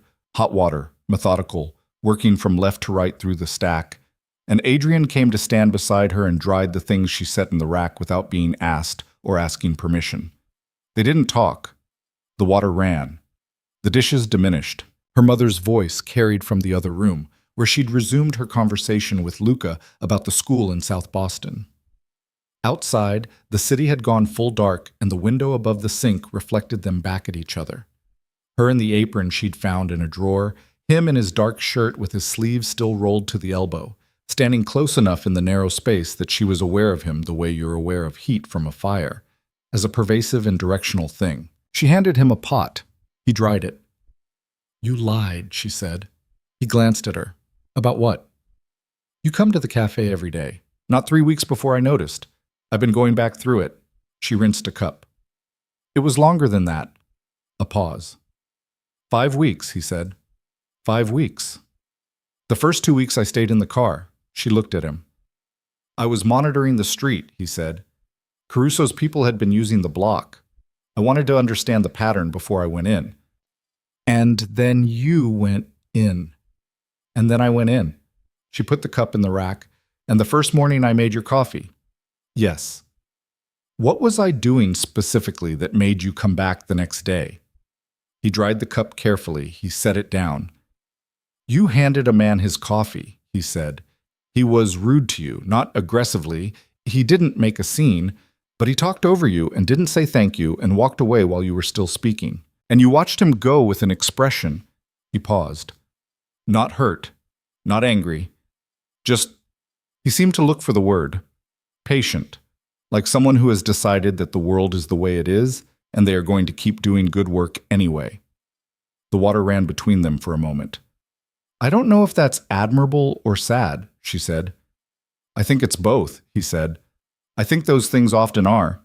She pulled the drain and dried her hands on the dish towel. She turned to look at him directly. With the close-range honesty of two people standing 6 inches apart in a kitchen after dinner, which was a proximity that stripped out most of the intermediate things and left whatever was actually there. "I'm going to ask you something, and I want an honest answer. All right? Were you watching me because of the street, or were you watching me because of me?" He met her gaze without adjustment. "Both," he said. "At first the street. After the first morning, you." "Why?" "Because you were interesting." He said it with the plain directness she'd come to understand was just how he spoke. "Because you moved through something genuinely hard with a dignity that most people don't manage when things are easy. Because you knew your coffee. That last thing almost had warmth in it. And because you looked at me every morning like you were seeing exactly what I was and hadn't decided yet whether that was a problem." "And did you want me to decide it was a problem?" "No." "Did you want me to decide it wasn't?" "Yes." He said it without hesitation. "But I was willing to let it be whatever it was." She held his gaze. The kitchen was very warm. Her mother's voice carried from the other room, placid and conversational, a small domestic anchor in the particular unreality of standing in the kitchen of a crime lord on a Tuesday evening, having a conversation she had no good framework for. "I'm not there yet," she said. I don't know what this is yet. What I am in relation to you, what any of this means. I know. But I want you to know that I'm not afraid of you." She held his look. "I'm careful of you. There's a difference." "There is," he agreed. "And She stopped, tried again. "I think I'm starting to trust you, slowly, which is not the same as trusting everything around you." He nodded once. He picked up the dish towel and folded it over the rack. "That's honest," he said. "I'll take honest over everything else." She moved toward the door, her hand on the frame. She looked back. "Calvino," she said. "Yes." "Invisible Cities is not a love story." "No," he agreed. "It's a story about how we build imaginary places to understand the real ones." She looked at him for a long moment. Then she went to check on her mother. The call came at 2 in the morning. Emily heard it from down the hall. Not the call itself, but the aftermath of it. Adrian's voice, low and clipped, carrying through the building's quiet in fragments that didn't resolve into meaning. She sat up in bed. She listened. His voice stopped. There was movement below. More than one set of footsteps. She pulled on clothes and went to the top of the stairs. Luca was in the entry, awake and dressed, looking up at a screen mounted near the door. Adrian was coming out of the office with his jacket in his hand and his phone to his ear. He looked up when he heard her on the stairs. He ended the call. "What happened?" she said. He looked at her for a moment, that assessing calculation, weighing what to give her. She'd gotten better at reading it and at demonstrating in the way she held herself that she wanted the full version. "One of my warehouses," he said, "in Charlestown. Someone went through it tonight." Falcone. Something moved across his face, recognition, and beneath it, something sharper. "We don't know yet." He put on the jacket. "Stay in the building. Luca will be here." "Adrian." He stopped. "Was anyone hurt?" He held her gaze. "2 of my men are in the hospital. They'll be all right." The last 2 words carried something she recognized. The specific weight of a man who is giving you the best-case version because the alternative is unacceptable to him, not because he thinks you can't handle it. "It was a message," he said. "Not a full operation. Whoever it was wanted to tell me something, not start something. Not yet. But eventually, possibly, yes." She stood at the top of the stairs and looked at him in the entry below. The jacket, the phone, Luca already at the door, the machinery of his world spinning into motion at 2 in the morning the way it apparently did, the way it had before her and would continue regardless of her, the actual weight of what he was and what he carried. "Be careful," she said. It came out before she'd authorized it. It sat in the air between them, simple and unretractable. He looked up at her. "I will," he said. He went out. The door closed behind him, and the sound of it was the specific sound of a line being crossed, or not crossed, or the question of crossing continuing to exist in the space between them where it had been living for days. She stood at the top of the stairs for a while after the car pulled away. Then she went back to her room and sat on the bed with the light on and did not pretend to try to sleep. She thought about 2 men in a hospital. She thought about the Renata Group and 17 properties and a man named Vincent Falcone who was patient and methodical and apparently did not send messages without meaning them. She thought about the specific vulnerability of caring what happened to someone whose world contained this level of threat as a normal operating condition. She'd spent a year being afraid for her mother. She understood fear for someone else. She understood the way it lived in the chest, just off-center, a permanent low hum beneath everything else.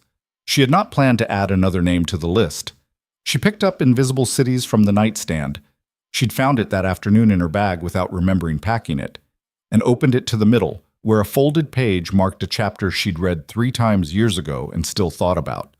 The city does not tell its past, but contains it like the lines of a hand. She read until 3:30 when she heard the front door. She heard his footsteps on the stairs. She knew them already, their specific pace and weight. They paused outside her door. She didn't move. She didn't speak. After a moment, the footsteps continued to the end of the hallway. She closed the book. She turned off the light. She lay in the dark and listened to the building settle, and understood that whatever she'd been telling herself about keeping distance, about being careful, about not deciding anything yet, all of that was technically still true. It was just becoming, in the way that things become, harder to maintain. The morning after the warehouse, he came to breakfast looking like a man who had not slept but had no intention of showing it. That particular quality of composure that comes not from rest but from the long discipline of not allowing your state to become other people's problem. She made the coffee without comment. She adjusted the grind, finer today, because the weather had turned and the beans were responding to the humidity. She pushed his cup across the island. He looked at it. He looked at her. "How did you know to go finer?" he said. "The humidity changes how the grounds absorb water." She sat with her own cup. "How are your men?" "Both stable. One will need surgery on his shoulder. Minor." His jaw tightened fractionally on the word minor in a way that said the word was doing a lot of work. I spoke with both of them this morning. Good. She drank. Did you find out who was responsible? We're working on it. Do you think it was Falcone? He held his cup and seemed to be doing that calculation again. How much? How directly? She let the silence have its space. There was a signature, he said finally. Not a name. A method. The way the warehouse was entered, the specific things that were disturbed and the things that weren't. It's a style. He looked at the counter. I've seen it before, 12 years ago, in a situation in Providence that involved the same network before it relocated to New York. So it was Falcone. Almost certainly. And the message. He looked up. The message is that he's been inside my operation longer than I realized. He knows which warehouse, the layout, the shift schedule. He knows things he shouldn't know unless someone told him. He said it steadily, but there was something in the steadiness that told her what the steadiness was covering. Not fear, but something heavier. Someone inside my organization gave him that information. She looked at him. A traitor. Yes. The word landed in the warm kitchen with the weight of something that had no comfortable place to rest. She watched him absorb it. Not dramatically, not with the performance of a man betrayed, but with the quiet, directed intensity of someone who had already begun moving the problem from the category of shock into the category of resolution. How many people knew about that warehouse, she said. Specifically that warehouse, that shift. He considered. 12, possibly 13, including a contact outside the inner structure. And you trust all of them? I trusted all of them yesterday. She looked at her coffee. She thought about what it must be like to build something over years, loyalty, structure, trust distributed carefully and deliberately, and then discover that somewhere in it, something had gone wrong. Not an external attack, but an interior one. The difference between a wall breached from outside and a wall with a door already unlocked from within. I'm sorry, she said. He looked at her. The look lasted long enough to mean something. Thank you, he said. Not it's fine. Not it's handled. Not the deflection of someone who has decided that gratitude is a transaction they don't need. Just thank you. Received and acknowledged and set down. She understood then, in a way she hadn't fully before, that the particular armor of a man like Adrian Moretti was not impenetrable. It was just rarely offered a seam to work through. She had apparently found one. She drank her coffee. Outside the morning was gray and cold. The November kind of cold that doesn't offer apology, just presence. The city moved beyond the window, indifferent and continuous. I'm not going back to the apartment yet, she said. He looked at her. Not because I can't, she said. Because I'm choosing not to. There's a difference. She held his gaze. I want to understand what's happening. With Falcone, with the organization, with all of it. I'm not asking to be involved. I'm asking to not be kept apart from it like something that needs protecting. You do need protecting, he said. That's a fact, not a dismissal. I know, and I'm willing to accept that, within reason. She set her cup down. But I'm not going to sit upstairs reading novels while things happen around me that affect my life and my safety. And she stopped. People I've started to care about, she finished, more quietly than she intended. The kitchen was still. He held her gaze for a long moment. All right, he said. It was the third time he'd said it to her. All right, with the same quality each time, complete, considered, without reduction. Then stay, and I'll tell you what I can. And what you can't? There are things I won't tell you to protect you, not to manage you. A pause. There's a difference. She recognized her own word coming back to her. It should have irritated her. Instead, it did something else entirely. There is, she said. They sat across the island from each other in the gray morning light. While the city went about its business and the 12 or 13 people who might have opened a door for Vincent Falcone went about theirs, and the question of who and how and what came next spread itself between them like something that would require both of them to figure out. She didn't know when she'd stopped thinking of this as his problem. She knew only that somewhere in the last 5 days, in the evenings and the mornings and the dinner and the 2 a.m. footsteps pausing outside her door, the line between his world and what was happening to her had stopped being a line she could reliably locate. and that she was, against every instinct she'd built over 32 years of doing everything herself, choosing not to look for it. The name came 3 days after the warehouse.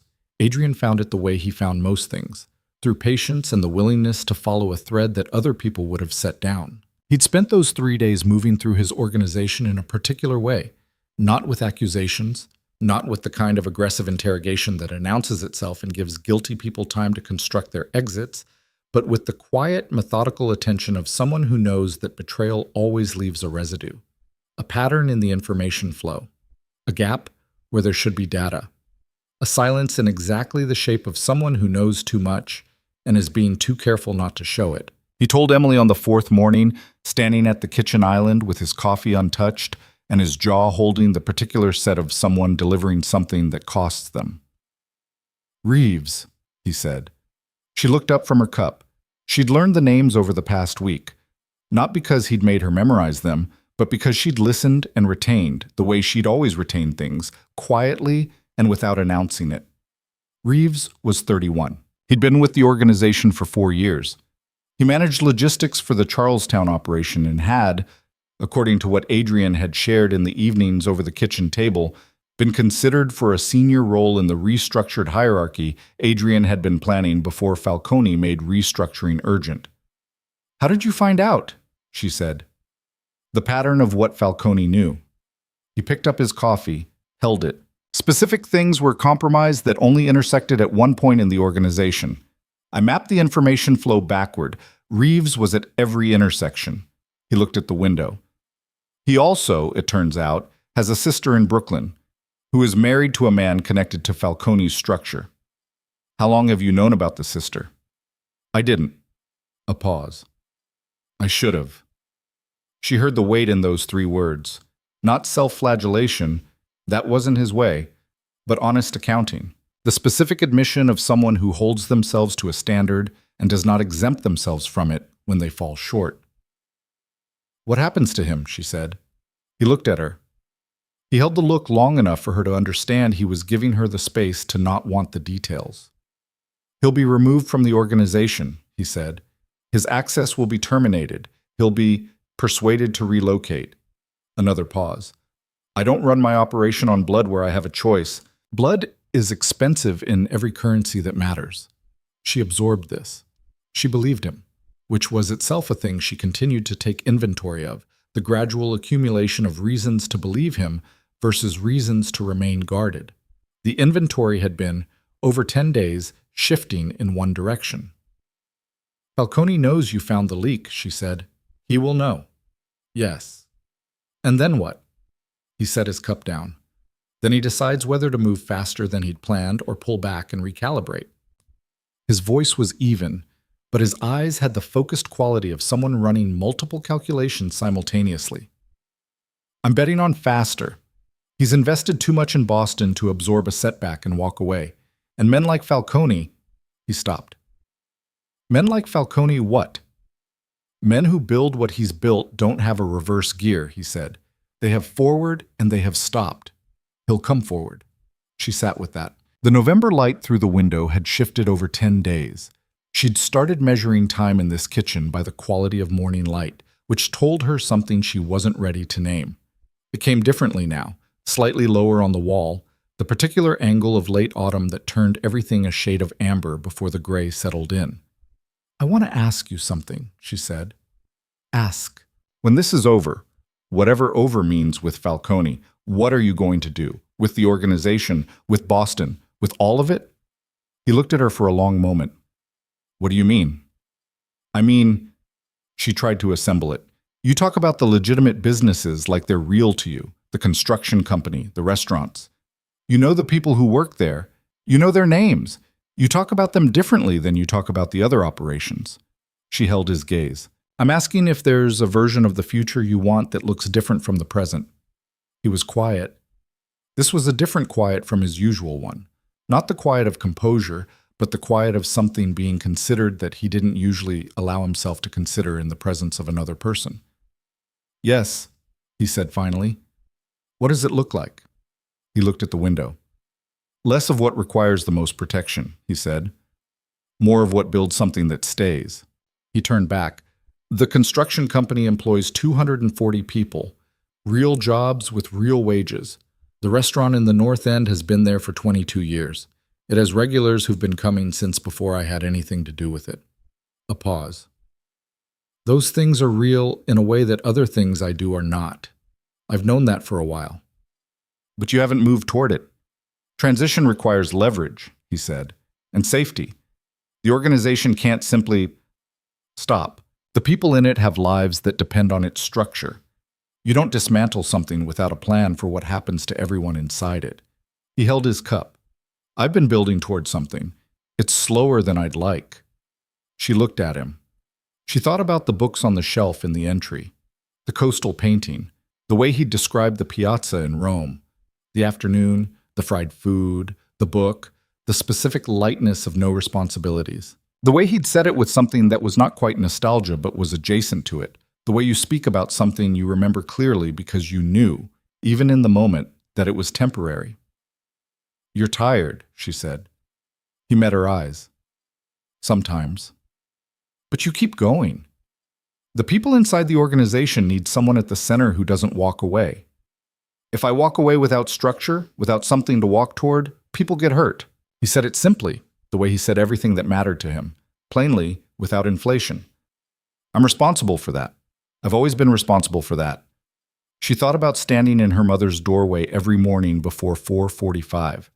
She thought about the specific weight of a life built entirely around keeping someone else afloat. She thought about what it cost and what it gave back and how those two things did not always balance, but you kept the accounting anyway because the alternative was not a thing you could choose. I understand that, she said. I know you do, he said. I think that's the first thing I understood about you.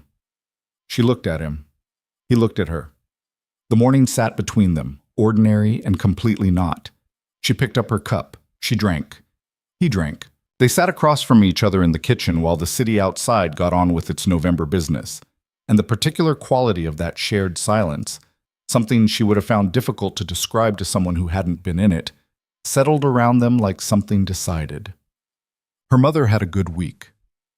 Dr. Feynman's consultation was scheduled for Thursday, and in the days leading up to it, Margaret Carter seemed to expand slightly into the space that hope creates, less careful with her energy, more willing to sit in the kitchen with Emily in the evenings, more inclined to voice opinions about things beyond the immediate necessity of her health. She had strong opinions about Luca's choice of reading material and told him so with affectionate directness. She reorganized the pantry on Tuesday because she said it was inefficient, and no one in the building had the standing to tell her otherwise. Adrian, Emily noticed, made adjustments. He moved his longer phone calls to the office with the door closed, not because anyone asked him to, but because he seemed to understand that her mother's good week was a resource to be protected. He appeared at dinner 3 times in a row, which felt like a choice. He answered her mother's questions about Italy with the patience of someone who has decided the conversation is worth having. And her mother, who had been a reader of people for 50 years, responded by treating him with the specific consideration she extended to people she had decided were serious. Emily watched all of it from a careful middle distance and understood that the careful middle distance was getting harder to maintain. Thursday, Doctor. Feynman was a tall man with a quiet manner and the particular directness of someone who has delivered enough difficult news to have stopped cushioning it beyond what decency requires. He sat with Margaret for 40 minutes. He reviewed the new blood work. He discussed the protocol in terms that were specific and not falsely optimistic and not crucially hopeless. The markers we needed to see are moving in the right direction, he told Emily afterward in the hallway. Slowly, but in the right direction. We'll begin the first phase of the treatment next week. I want to see her again in 3 weeks for an interim assessment. Emily stood in the hallway with her back straight and her hands at her sides and received this the way she received all important information, quietly, with her whole attention, letting it land completely before she did anything with it. Okay, she said. Thank you. He nodded and left. She stood in the hallway for a moment. Then she walked to the room at the end of the hall where her mother sat, went in, sat on the edge of the bed, and took her mother's hands in both of hers. Her mother looked at her face. Moving in the right direction, she said. Yes. Her mother closed her eyes for a moment. When she opened them, they were bright in the specific way of eyes that have decided, after a long time, to allow themselves something. "Good," she said. "That's good." Emily pressed her mother's hands between hers and held them. She did not cry. She sat there in the warm room with her mother's hands in her lap and breathed through it. The relief, the continued fear behind the relief, the specific texture of hope that has been earned through the long patience of not giving up. Later, she found Adrian in the office. She opened the door without knocking. He looked up. "Moving in the right direction," she said. He stood up. "But..." He crossed the room in 4 steps, and he put his arms around her, simply, completely, with the directness that was just how he was. And she let him. She stood in the circle of his arms with her face against his shoulder and felt, for the first time in longer than she could clearly remember, the particular relief of not having to hold the entire weight by herself. She didn't cry. She just breathed. He held her without speaking. No words that tried to match the moment. Just the steady warmth of his arms and the quiet of the room and the city beyond the window going about its oblivious continuity. After a while, she stepped back. She looked at him. He looked at her. And what was in his face was the thing she'd been watching arrive for 10 days through 12 mornings and late-night kitchens, and the accumulated patience of 2 people who both knew how to wait for something real. She didn't say anything, neither did he. She went back down the hall to her mother. The information about Reeves moved through the organization the way these things move. Not announced, not made into a moment, but present by the following morning in the quality of how people held themselves, in the calls Adrian took and the ones he didn't, in Luca's expression at breakfast, which had gone from its habitual careful neutrality to something slightly more watchful. The thing about a found leak, Emily was learning, was that finding it didn't close what it had opened. It told you the shape of the breach, not the extent of the water that had come through. "Falcone knows his access point is gone," Adrian said on Friday evening. They were in the kitchen again. They were often in the kitchen. She'd begun to understand it was the room in the building that most resembled neutral ground, where the usual formalities of his world had the least purchase and the most ordinary things happened. "He'll accelerate." "How soon?" "My read is within 2 weeks. He needs to move before I can consolidate the gaps Reeves left." He had a glass of water in front of him, which she'd noticed he preferred to anything stronger when he was working through something serious. "He's also going to look for a different kind of leverage." She looked up from the counter where she'd been sorting the week's pharmacy receipts, a habit she'd maintained even here, the precise accounting of what was being spent and on what, the small management of the territory she'd kept as her own. "What kind of leverage?" she said. He looked at her. That particular look, the one she'd learned to read as him deciding between versions. "Me," she said. "He'll use me." "Possibly." "Don't possibly me. It's the obvious move. You intervene publicly for me. You have me in your residence. In whatever world he's operating in, that means something specific." He held her gaze. "Yes," he said. "It does." "What does it mean specifically in that world?" "It means you're someone I've decided matters to me."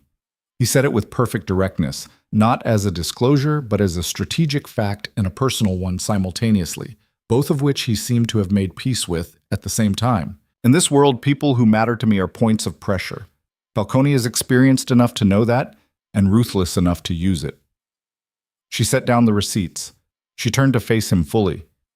"Then we should talk about what that means." "We should. For my safety, specifically. Not generally. Specifically, what does staying here mean? What does going back mean? What are the actual risks either way?" He nodded. He pulled out the chair across the island and sat. She sat on the other side. They faced each other across the clean surface of the kitchen island, like 2 people who had gotten comfortable with the distance and were now negotiating what to do about it. He laid it out plainly. If she returned to her apartment, she was in a building with a compromised door in a neighborhood he could protect but not control completely. She was also, at that address, easy to locate for anyone who might want to find her. If she stayed, she was within his security perimeter, which was substantial and reliable, but she was also explicitly associated with him in a way that made her a known quantity in the wrong directories. "Neither option is without risk," he said. "I want to be honest about that." "I know." The difference is the quality of the risk. Here, any threat to you would have to come through me first. In Dorchester, the threat could reach you before I could. He looked at the table. I would prefer you here. I want to be clear that my preference is not neutral. I'm not giving you objective advice. I want you close enough that I can... He stopped. That you can what? He looked up. That I can make sure you're all right, he said. That's not a complicated feeling, but it's a strong one. She held his gaze. The kitchen was very warm. Outside, the November dark had come early, the way it does in the second half of the month, and the window above the sink showed her their reflection again, both of them at the table, closer than the early days, the distance between them a different kind of distance from what it had been. I'll stay, she said. He nodded. But I have conditions. Tell me. I go back to work, she said. Not every day, not yet. I understand the security issue, but I need to work. Stavros has been patient, and I miss it, and I am not going to disappear into this building because the world outside it is complicated. She held his gaze. Work is mine. It's who I am. I'm not giving it up. We can put security on the block, he said, visible enough to deter, discreet enough not to alarm your customers. Good. Second condition. She steadied herself. My mother stays as long as the treatment is ongoing and the building on Dorchester has a compromised door. After that, we revisit. Agreed. Third. She looked at the table, then back at him. Whatever happens with Falcone, you tell me. Not everything. I understand there are things I don't need to know for everyone's sake, including mine. But the things that touch me, the things that create risk for me or my mother, I hear them from you, directly, before I hear them any other way. He was quiet for a moment. That's a significant ask in my world. I know. That's why I'm asking. He held her gaze for a long time. All right, he said. Those are your conditions. Those are my conditions. Then we have an arrangement. She almost smiled. We have an arrangement. The kitchen settled around them. He reached for his water glass. She picked up the pharmacy receipts and finished sorting them. The radiator ticked. Somewhere in the building, her mother could be heard asking Luca, at a significant volume, whether he'd seen her other reading glasses, and Luca's patient response confirming that yes, they were on the nightstand. They were always on the nightstand. Emily looked up at the sound. Something moved through her face that she didn't try to hide. The specific complex warmth of a full room, a found stability. The sound of her mother's voice carrying through a building that had become, without her exactly choosing it, home in some provisional and tentative and real sense. She felt him watching her. She didn't look away from the middle distance she was looking at. Don't say anything, she said. I wasn't going to. You were about to. Possibly. The warmth in his voice was subtle enough to almost miss. Almost. She shook her head. She went back to her receipts. She returned to Compass Coffee on a Monday morning. Stavros, who came in on Tuesdays, had apparently been briefed by someone, she didn't ask how, and left a message with Danny that Emily's schedule was hers to determine and her position was fully intact. Danny received her at the door with the expression of someone who had been waiting with great effort to ask questions and had prepared a specific order in which to ask them. First, Danny said, unwinding her scarf. Are you okay? Yes. Second, is your mother okay? Getting better. Third, Danny looked at her with the focused intensity of someone who has known Emily long enough to read the particular register of change she was currently presenting. What happened to you? It's a long story. We open in 20 minutes. Not long enough. Danny studied her. Emily tied her apron and started the machines and moved through the opening routine the way she always had. Methodical, efficient, the specific comfort of familiar work in the hands. But something was different in the way she inhabited the space, something she became aware of gradually, like a change in posture she hadn't consciously made. She was less afraid than she'd been the last time she stood here. The last morning she'd worked, the morning before the men came into the café, she'd been operating at a sustained low-grade terror that she'd become so accustomed to she no longer registered it as terror. It was just the background frequency of her existence. She'd smiled and pulled shots and managed the line, and beneath all of it, continuously, the hum of debt and threat and her mother's declining health, and the certainty that she was one bad week away from a fall she wouldn't be able to stop. That frequency was gone. Not because the world was safe, she was not naive enough, had never been naive enough, to confuse Adrian's presence with safety in any absolute sense. The world was not safer. Falcone was still out there. The situation was still unresolved. There were still men in hospitals because of a conflict she'd walked into the edge of.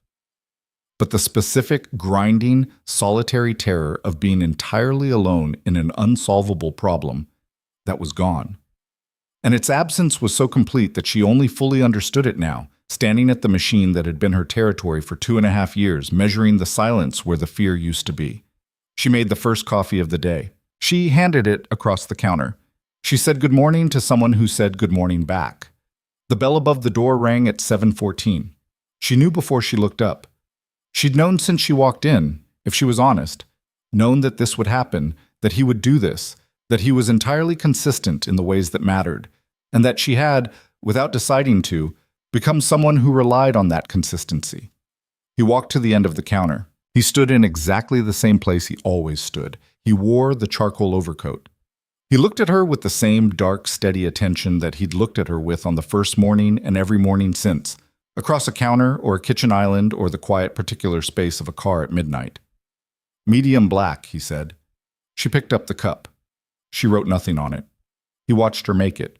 She tamped the grounds, locked the handle, hit the button. She watched the extraction and adjusted the yield by a fraction because the morning humidity had shifted the grind slightly and she'd compensated for it before she'd consciously registered compensating.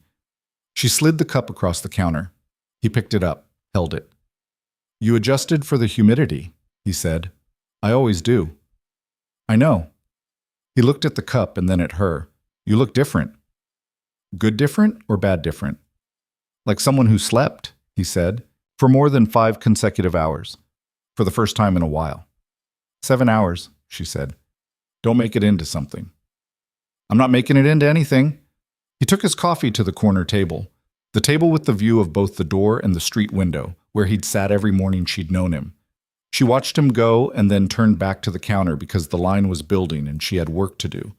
Danny appeared at her elbow 30 seconds later. "Who is that man?" Danny said, very quietly, in the specific register she used when she wanted no one else to hear. "A regular," Emily said. "He is looking at you." "He looks at everything." "He is looking at you specifically, Emily, in the way that a person looks at something they have decided is theirs and are not particularly worried about who notices."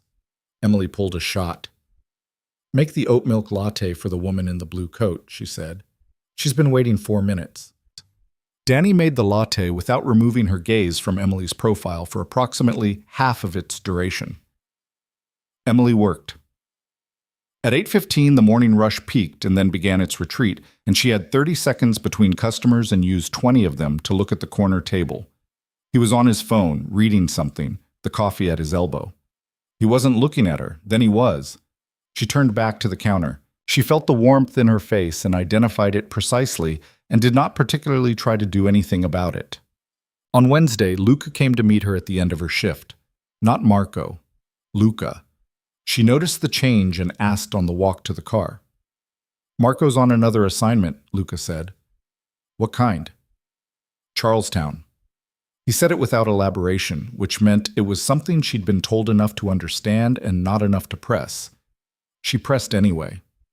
"Is it Reeves?" Luca glanced at her.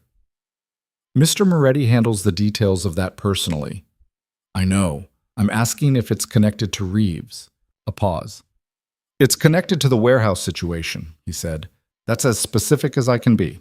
She let it go. She rode back to Back Bay, watching the city shift from the South End's particular character into the quieter geometry of the next neighborhood over.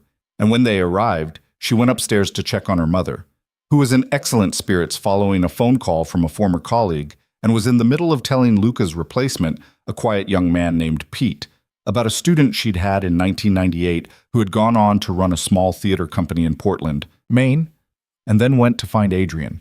He was in the office. She knocked. He said, "Come in." She came in and stood in the room and looked at him with the particular look she'd developed for the moments when she knew something was happening that she hadn't been told. "Reeves," she said. He looked up. He set down what he was holding. He seemed briefly tired. The version of tired she'd seen a few times in the gray mornings. The version that didn't often find its way to the surface, but existed underneath the composed exterior as the actual cost of what he carried. "We had a conversation," he said. What kind of conversation?" "The kind that ends something," he paused. "He's on a plane. Tonight. He won't come back to Boston." Another pause. "His sister in Brooklyn has been advised that she and her husband should consider a change of scenery." "And the husband? The one connected to Falcone?" "Has been made aware that his connection to an operation that interfered with something I value is known and noted." He said something I value with the same plainness he said everything, and she filed it away in the place where she kept the things he said that cost him something to say. The message moves up the chain. Falcone now knows the leak is closed, identified, and addressed. He knows that I know he's been inside my structure. Which brings us back to what you said. He moves faster. Yes. She looked at him. The office was quiet. One of the screens was running a map she could see from the doorway. She'd started being able to read these, the points on it that indicated location of people or operations, the way a color change indicated something changing. She'd asked him once whether she was supposed to be able to read it, and he'd said she was allowed to know what she was looking at, which was the most permission-granting thing he'd ever said to her. "How are you?" she said. He looked at her as if the question had arrived from an unexpected direction. He stopped. He seemed to actually consider it, rather than producing the answer he gave to most people. "Managing," he said finally. "There's a version of this situation I'd like to reach, and there's work between here and there. I've been through worse." "That's not what I asked." He looked at her. "I asked how you are," she said. "Not how the situation is." He was quiet for a moment. The map on the screen moved slightly. Some data refreshing, something updating in the city outside. He watched it and then looked back at her. "Tired," he said. "And," he paused again, "better than I was 2 weeks ago." "Better because of the situation?" "Partly." He held her gaze. "Partly other reasons." She stood in the doorway for another moment. Then she came fully into the room. She sat in the chair on the other side of the desk. The same chair as the first night, 3 weeks ago, when she'd sat across from him and asked him to explain what he was. She sat in it the way you sit in a chair that has become familiar. "Tell me what you need to do next," she said. "With Falcone. Not all of it. Just the next piece." He looked at her. Something settled in his face. Relief, maybe, or the version of it that a man like him allowed himself to show, which was just a small reduction in the weight he carried behind his eyes. "I need to find where he's operating from in Boston," he said. "The properties he's acquired are fronts. Somewhere in the city, he has a physical base of operation. People, vehicles, equipment. He can't run a displacement campaign from New York. He's here already. I need to find where." "Can you?" "I have 3 people working on it. 2 former contacts who track property usage in Charlestown and East Boston. 1 person in the logistics network who sees vehicle patterns." He leaned back in his chair. "It will take a few days." "And in those few days?" "In those few days, I keep the organization stable, keep my people informed without alarming them, and make sure that the things and people I care about are protected." He held her gaze. "Both of those last things," he said quietly. She understood that he meant her mother. She understood he also meant her. She understood that these were, in his particular economy of words, significant things to say, and she received them as such. "Okay," she said. "Then let's figure it out." He looked at her. That look she had assembled over 3 weeks of careful study, the look that contained things he hadn't learned yet how to say in the daylight. "You said let's," he said. "I know. You said let's," he said again. Not with surprise, but with the specific attention of a man holding a word up to the light. "I'm aware of what I said." She held his gaze. "Don't make me say it again." He didn't make her say it again. He pulled the second chair around to his side of the desk, which was an invitation she recognized as a significant one, and opened the map on the larger screen, and she came around and sat beside him in the warm light of the office, while the city moved outside and the distance between what they were and what they were becoming compressed itself quietly and without ceremony, into something neither of them yet had a clean name for, but both of them, unmistakably, recognized. It was 9 days after the warehouse when Luca knocked on her door at midnight. She'd been awake. She'd gotten better at sleeping, but not entirely at sleeping through the particular quality of late-night stillness that preceded important things. She opened the door before his second knock. His face told her everything before he spoke. "They found your mother," he said. The words arrived and her body processed them before her mind did. A physical event, a drop in the floor, a coldness moving from her chest outward. "What?" she said. The word came out flat. A contact of Falcone's made a call to Dr. Feynman's office this afternoon, requesting information about a patient named Margaret Carter. Feynman's receptionist, she didn't know. She confirmed the name was in the system.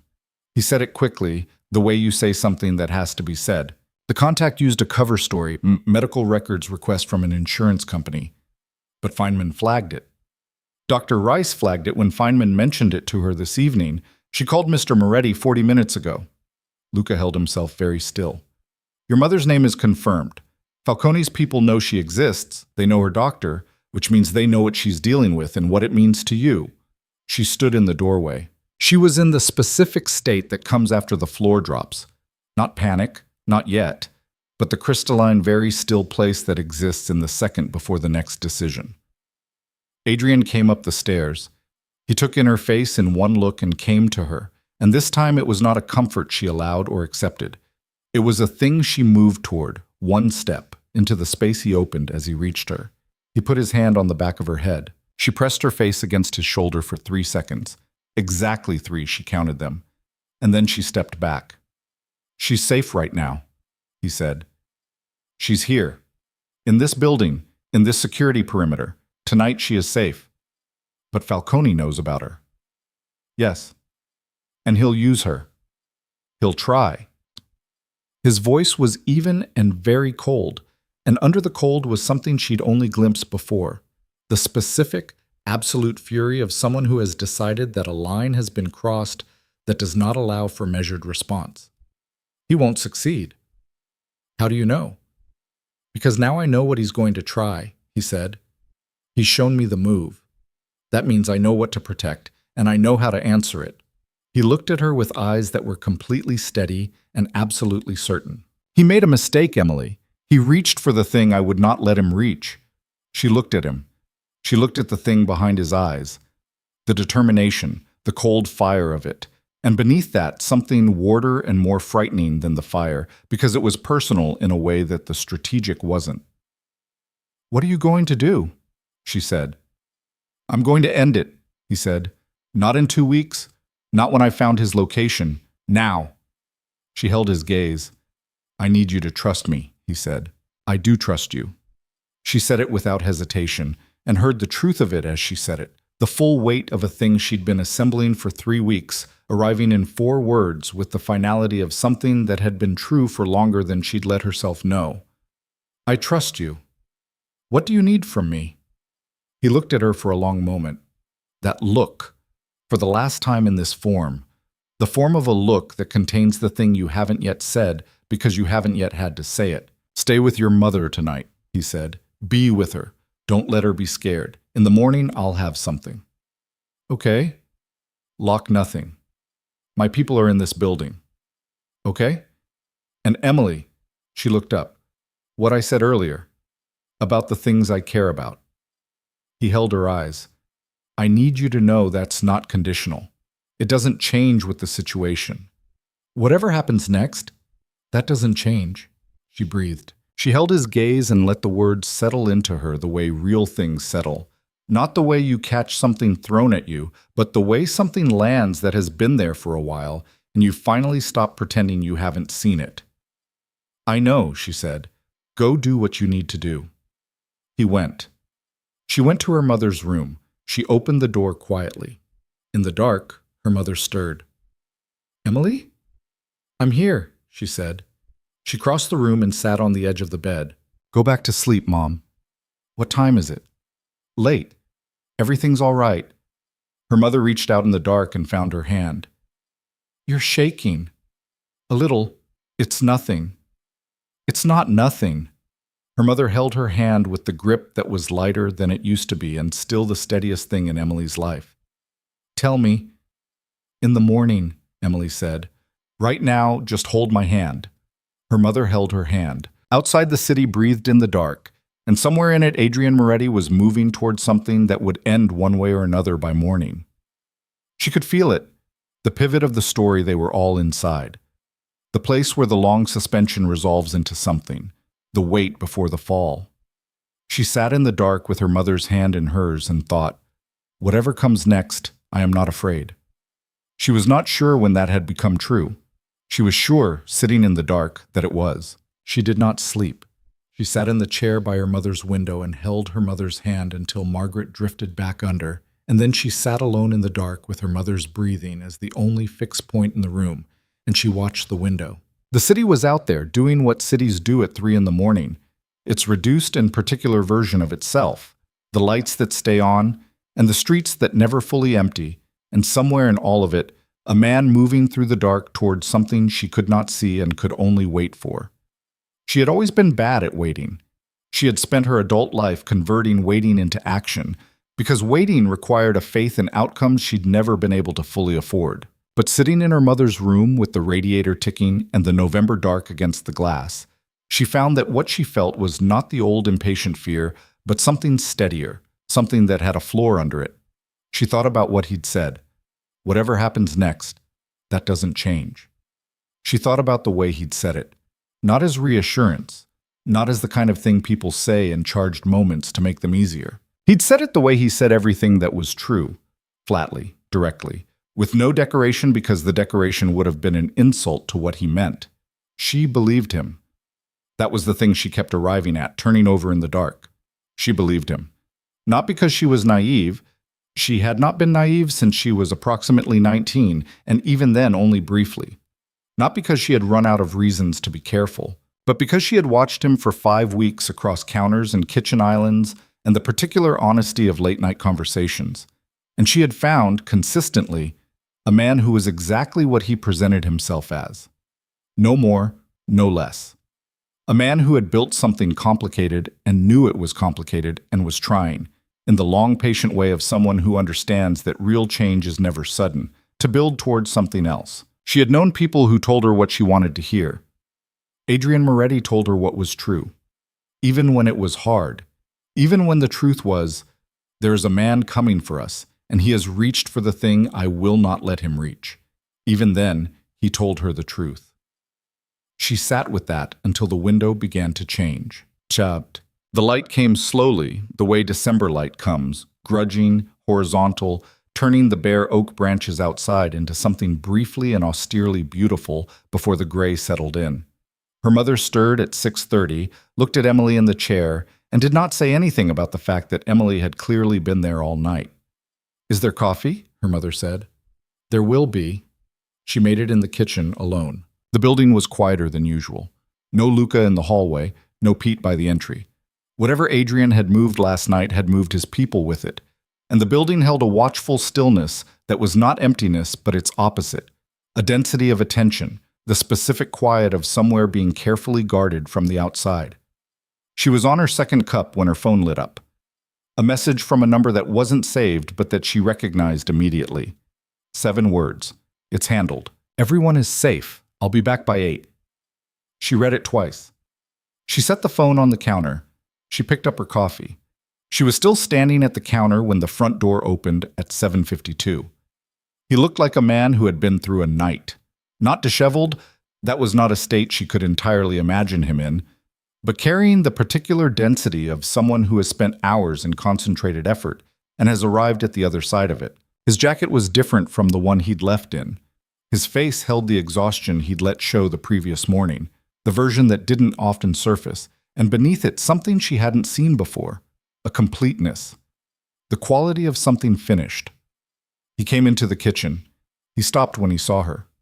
7:52, she said. "You said 8. I drove faster." She handed him the coffee she'd made. He took it. He drank it standing at the counter the way she did in the early mornings when there was no time to sit, and she watched him drink it and waited. He set the cup down. Falcone's operation in Boston is over, he said. The base he was running out of, a warehouse in East Boston, 3 blocks from the harbor. We located it at 2 in the morning. We went in at 3. He said we went in with the flat precision of someone reporting facts, not performing them. His people were there, 12 of them. No one was killed. He held her gaze steadily. I want you to know that. No one was killed. His people were disarmed and removed from the premises. His vehicles, his equipment, his operational infrastructure, gone. And Falcone? Wasn't there. He runs his operations remotely, but he paused. By 4 this morning, he had received a communication from me. Direct. A private number he did not know I had. The ghost of something moved through his expression that was not exactly satisfaction, but was adjacent to it. The communication was specific about what had happened to his Boston operation, specific about what I know about his New York structure, and specific about what the consequences of future interest in Boston would be. And he responded. He picked up the cup again. At 4:47, 3 sentences, the gist of which was that he considered the situation in Boston concluded and his organization had no current plans for further expansion in the region. She looked at him. That's it? He just accepted it? Men like Falcone conduct cost-benefit analysis continuously, he said. His Boston operation was built on 18 months of patient acquisition. In one night, he lost the infrastructure, the personnel, and the advantage of unknown positioning. He also discovered that I have information about his New York structure that he believed was protected. He held her gaze. The cost of continuing became too high. He recalculated. He's a practical man. You said that before, that he was practical. I was right. It's also why he's dangerous in a sustained way and not dangerous in the acute, stupid way. He'll leave Boston alone. A pause. For a long time. Possibly permanently. The kitchen was very quiet. Outside, the morning had committed to its gray, the oak branches moving slightly in a wind she couldn't hear through the glass. She thought about 11 months of fear, of debt collectors and threatening notes, and the night the door came in. She thought about the long, grinding weight of a problem that had seemed, from inside it, completely without solution. And she thought about 2 words typed in the dark, and what they had started, and where that starting place had led. My mother, she said, is safe. Was never in direct danger. They found her name, but they hadn't moved on it. It was intelligence gathering, not operational preparation. The distinction matters. He set the cup down. I want to be clear about that because I know... He stopped. Because you know I spent last night in her room, she said. He looked at her. I know, she said. She's safe. The situation is resolved. She held his gaze. Come sit down. He came and sat at the island. She sat across from him. Between them was the surface she'd been thinking across for weeks. The kitchen island, neutral ground, the place where the most honest things had happened. She looked at him in the morning light and saw the exhaustion and the completeness and something else that had been there for a while and was now making no particular effort to conceal itself. You ended it, she said. Yes. In one night. I had 3 weeks of preparation and a very clear reason to move quickly. He held her gaze. The reason had dark hair and makes better coffee than anyone I've ever met, and told me she trusted me at midnight, which was the most significant thing anyone has said to me in a long time. She looked at the counter. She looked back at him. Adrian, she said. Yes. I need to say something to you, and I need you to let me say the whole thing without responding until I'm done. All right? She steadied herself. She had thought about this in the dark, in the chair in her mother's room, assembling it with the care she applied to things that mattered. I came here because I had nowhere else to go, she said. I want to be honest about that. The first night, I wasn't choosing you. I was choosing the only available option. I need you to know that's where it started because I think you deserve honesty about that more than you deserve a better story. He said nothing. He'd said he wouldn't. But somewhere in the last 3 weeks, I stopped being here because I had no choice and started being here because I wanted to be. She held his gaze. And that's a different thing. That's a thing I chose. I want you to know the difference. Still, he said nothing. I don't know what we are, she said. I don't know what the right name is for what happens when someone like me ends up in the orbit of someone like you because of a debt and a broken door and 2 words in the dark. I don't have a framework for that, but I know that I... She stopped. She said it. I care about you. Not because you protected me. Not because you paid off my debt. Not because of my mother's doctor. Those things are real, and I'm grateful for them, but they're not the reason. She looked at the counter and then back at him. I care about you because you're honest, because you told me the truth about what you are, and let me decide what to do with it. Because you know how to be in a kitchen. Because you drive too fast and read Calvino and knew how to hold someone without making them feel like they needed to explain why they needed to be held. She paused. And because every morning when that alarm goes off, you're the thing I think about second, right after my mother, that's a significant position in my mornings. I want you to understand how significant that position is. She finished. She looked at him and waited. He looked at her for a long moment, the longest version of the look, the one that took in everything and organized it and held it with the care of someone who understands that some things, once received, change the shape of how you move through the world. Second, he said, after your mother. Don't push it. I'm not pushing it. That thing moved through his expression, the fractional warmth that lived near a smile. Second after your mother is the most honest ranking I've ever been given. I'll take it. She shook her head. He reached across the kitchen island and put his hand over hers, and she turned her hand over and held it, and they sat across from each other in the morning light, while the city outside rearranged itself into a December day that had no interest in the particularities of what was happening in this kitchen, and yet somehow accommodated them entirely. I need to know something, she said, and I need the honest version. Always. What does this look like? Going forward? The organization, Falcone resolved. All of it. What does your life look like from here? He was quiet for a moment. She felt his thumb move once across the back of her hand, an unconscious thing, the kind of movement that happens below the level of deliberate presentation. I talked to my lawyer last week, he said. The transition I mentioned. The move toward the legitimate side of the structure. I've been planning it for 2 years. I told him to accelerate the timeline. She looked at him. Because of Falcone? Because of several things. He held her gaze. The construction company and the restaurant and the logistics operation between them can sustain the people in the organization who want to stay and work legitimately.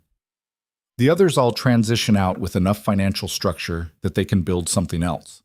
It takes time. It takes very careful management, but it's possible, and I've known it was possible, and I've been waiting for the right configuration of reasons. And you have the right configuration now. He looked at her. I have a very compelling reason to want a different kind of life than the one I've been living, he said. Yes. She held his hand and looked at the window and thought about the last 11 months. The debt and the fear and the grinding weight of impossible problems. Her mother's illness and the medications lined up on the nightstand and the alarm at 4:45 and half a banana and coffee reheated from yesterday. All of it had been real. All of it had been hers. She had not been rescued from it. She had moved through it with her own hands and her own stubbornness and one desperate message in the dark that she'd had the terrifying good sense to send. And now she was here, in this kitchen, holding the hand of a man who had told her the truth about everything, including the difficult things, and who was sitting across from her at a kitchen island telling her he wanted a different life and had a reason to move toward it. Okay, she said. Okay, he said. But I have conditions. His mouth did the thing near a smile. You always have conditions. The conditions are the point. The conditions are how I make sure this is a choice and not a drift. She held his gaze. First condition, we move slowly. I don't do anything fast except make coffee. Whatever this is, it earns itself by being real, and I'm not going to hurry it into something it's not ready to be. Agreed. Second condition, I work. I always work. The cafe is mine, and my career is mine. And if the cafe stops being what I want it to be, the next thing I build is also mine. I'm not a kept thing. I know that, he said. I have never wanted you to be anything other than exactly what you are. She looked at him. I know, she said quietly. That's one of the reasons we're having this conversation. Third condition, he said before she could. She raised her eyebrows. My third condition, he said. If you're going to be in my life, actually in it, not adjacent to it, then we're honest with each other about the hard things. When I'm managing something and it affects you, you hear it from me. When you're afraid or overwhelmed or angry, you tell me instead of managing it alone. The alone management stops. She felt something move through her chest. That's not a condition, she said. That's what I've been trying to learn how to do for 3 weeks. I know. I'm making it a condition so we both hold each other to it. She looked at their hands on the counter. She looked at him. She thought about the specific stubbornness it had taken to survive the last year, and the specific cost of that stubbornness, and what it might feel like to put some of that weight down without losing the part of herself that had carried it. Deal, she said. He turned her hand over in both of his. Deal, he said. She told her mother that morning, not all of it. Some of it was still too new to be organized into words, and her mother was not someone who needed all the details to understand the essential thing. Emily sat on the edge of the bed and said, I think I'm in love with him, and I think I've known it for a while, and I think we're going to try to figure out what that means.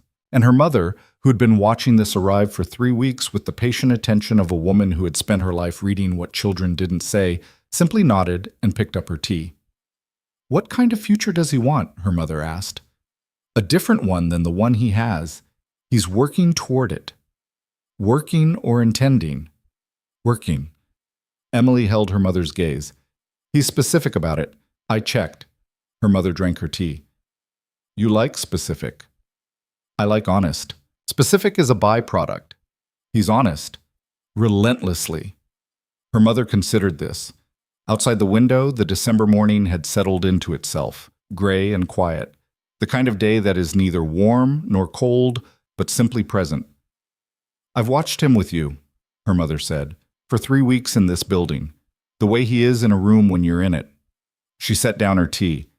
There's a particular quality of attention that some people have. Not all people. Some. Your grandmother had it. I had it once for your father before we became something else. She looked at Emily. It means this person has decided you are real to them, not an idea of you, the actual you, with all the difficult parts. She reached out and touched Emily's face briefly, the way she'd done when Emily was small and something was hard. Don't be afraid of that. I'm not afraid of it, Emily said. I'm careful of it. You taught me the difference. Her mother smiled. I did, she said. And now I'm telling you that careful has its place, and there's also a time when you have to stop being careful and just be in it. The real thing, when it arrives, does not improve by being held at arm's length indefinitely. Emily looked at her mother's face, the silver hair and the sharp jaw and the bright dark eyes that had seen everything and softened toward almost nothing except her daughter. The treatment starts next week, Emily said. I know. Dr. Feynman said, promising. You've told me 4 times. I know. Her mother held her hands. Emily, look at me. She waited until Emily looked. I'm going to be all right. You don't know that. No, but I'm moving in the right direction, which is what promising means, and I intend to continue moving in it because I have opinions about Luca's reading material that I haven't finished expressing, and I want to see what you build. She squeezed Emily's hands.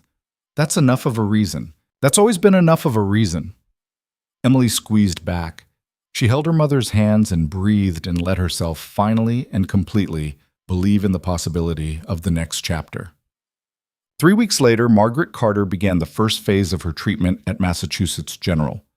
Dr. Feynman was exactly what Dr. Rice had represented him as, precise, direct, and genuinely invested in his patients, in the way that distinguished someone who chose their work from someone who had simply arrived at it. He walked Emily through each step of the protocol with the patience of someone who understood that the person standing across from him was not looking for reassurance but for information, and he gave her information. The first infusion took 4 hours. Emily sat beside her mother for all of them, in a chair she'd pulled close enough to the bed to hold her mother's hand if her mother wanted it, and to be present if she didn't. Margaret mostly read her mystery novel. She asked the attending nurse about the nurse's weekend with the same interested specificity she'd brought to every person she'd met in this building for 30 years, and the nurse, caught off guard by the quality of that attention, told her more than she'd probably intended. Adrian came at the 2-hour mark and sat in the second chair Emily had placed when she heard the door without turning around.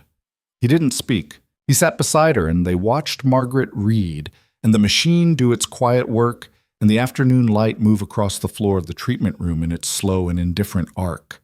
At the 4-hour mark, the nurse came to conclude the session. Margaret looked better than she had going in, or Emily knew this was probably not medically accurate on the first day, that it was her own need making the observation. But her mother's color was good and her voice was clear when she said to the nurse, "Same time next week, I assume?" "Same time next week," the nurse said, smiling. In the hallway after, Adrian's hand found Emily's without either of them making a decision about it. They walked to the elevator and stood waiting, and she felt the solid warmth of his hand around hers, and the specific quality of a moment when the world has been very frightening for a very long time and has paused, briefly, to be something else. "She's going to be all right," he said. "You can't know that." "No." He pressed the button. "But I believe it." She looked at him. "Since when do you operate on belief?" "Since I met someone who reminded me that certain things are worth believing in." He said it without drama, without performance, which was the only way he ever said anything that mattered. It turns out belief and evidence are not mutually exclusive when the evidence is strong enough. The elevator came. They got in. She leaned against him in the small moving space, and his arm came around her, and she let herself be held without counting the seconds. December moved through the city the way December does, with lights and cold and the particular compressed energy of a season that has too many expectations and too little daylight. Emily went back to work full-time the week after her mother's first treatment. The security on Compass Coffee's block reduced to something she wouldn't have noticed if she hadn't known to look. A car that was sometimes there, a man who sometimes had coffee at the window table with a view of the street. She didn't ask Adrian to remove it entirely, and he didn't offer to, which was one of the small, quiet negotiations they'd gotten good at in the weeks since the night of the warehouse. Danny figured out something was different by the third day back. "You're different," she said at the end of a Tuesday shift. "I told you. It's a long story." "The man who comes in every morning at 7:15. Emily wiped down the counter. "What about him?" "He looks at you like—" Danny paused, searching. "Like someone who has been given something they didn't expect and is taking very good care of it." Emily kept wiping the counter. "Finish your side work." "I'm just saying." "I know what you're saying." "Is it serious?" Emily set down the cloth. She thought about a kitchen island and a December morning and a man who said deal with the same weight other people put into promises. She thought about conditions negotiated honestly, about the difference between being careful and being in it, about what her mother had said about the actual you with all the difficult parts. "Yes," she said. "It's serious." Danny's face did something expansive and satisfied. "Okay," she said. "Okay. I just needed to know." "You didn't need to know. You wanted to know." "Both." Danny untied her apron. "He's good to you?" Emily looked at the clean counter. She looked at the café, the blue sign, the fogged windows, the pastry case, and the machine, and the space she'd built her professional life inside of for 2.5 years. The space that had been her most constant thing and still was, just differently now, within a larger constellation of constants. "Yes," she said. "He's good to me." The conversation about the organization happened in January, on a Sunday, in the kitchen that had by then become the room where the real things happened. Adrian had spent 2 months in the methodical work of restructuring. She knew this in the way she knew all the operational things now, not completely but enough, the outline of it clear even when the details were closed to her. He'd brought in a lawyer from New York, a woman named Castillo, who had the specific manner of someone who had spent a career building legitimate structures out of complicated origins and had developed, in the process, a kind of specialized genius for it. He'd had conversations with the people in the organization one by one, the conversations that determined who wanted to stay and build something legal and who needed to be moved out with the financial support to find something else. He'd done it slowly and without announcement, the way you do things when the stakes of doing them wrong are high. He told her the specific shape of it on the Sunday because she'd asked, and because they'd made a condition of honesty, and because she was in it now, and being in it meant knowing the things that were real. The construction company is fully legitimate, he said. Has been for 4 years.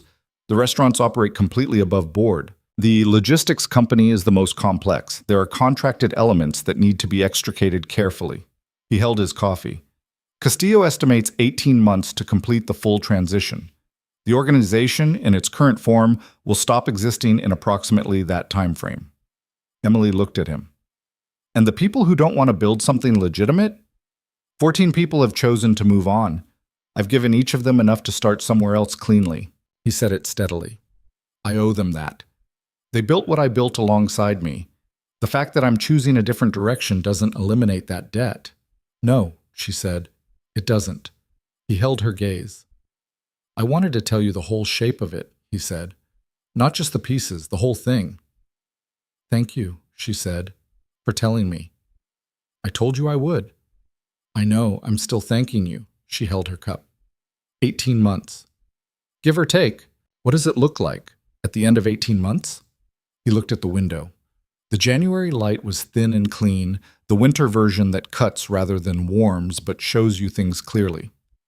A construction company that builds things people actually need. The restaurant group. I want to expand it. The North End place has been stable for 22 years. There's an opportunity in the South End. He paused. I've been thinking about a foundation, something structured around the neighborhoods we operated in. Job training, legal resources for people who got into trouble the way some of my people got into trouble.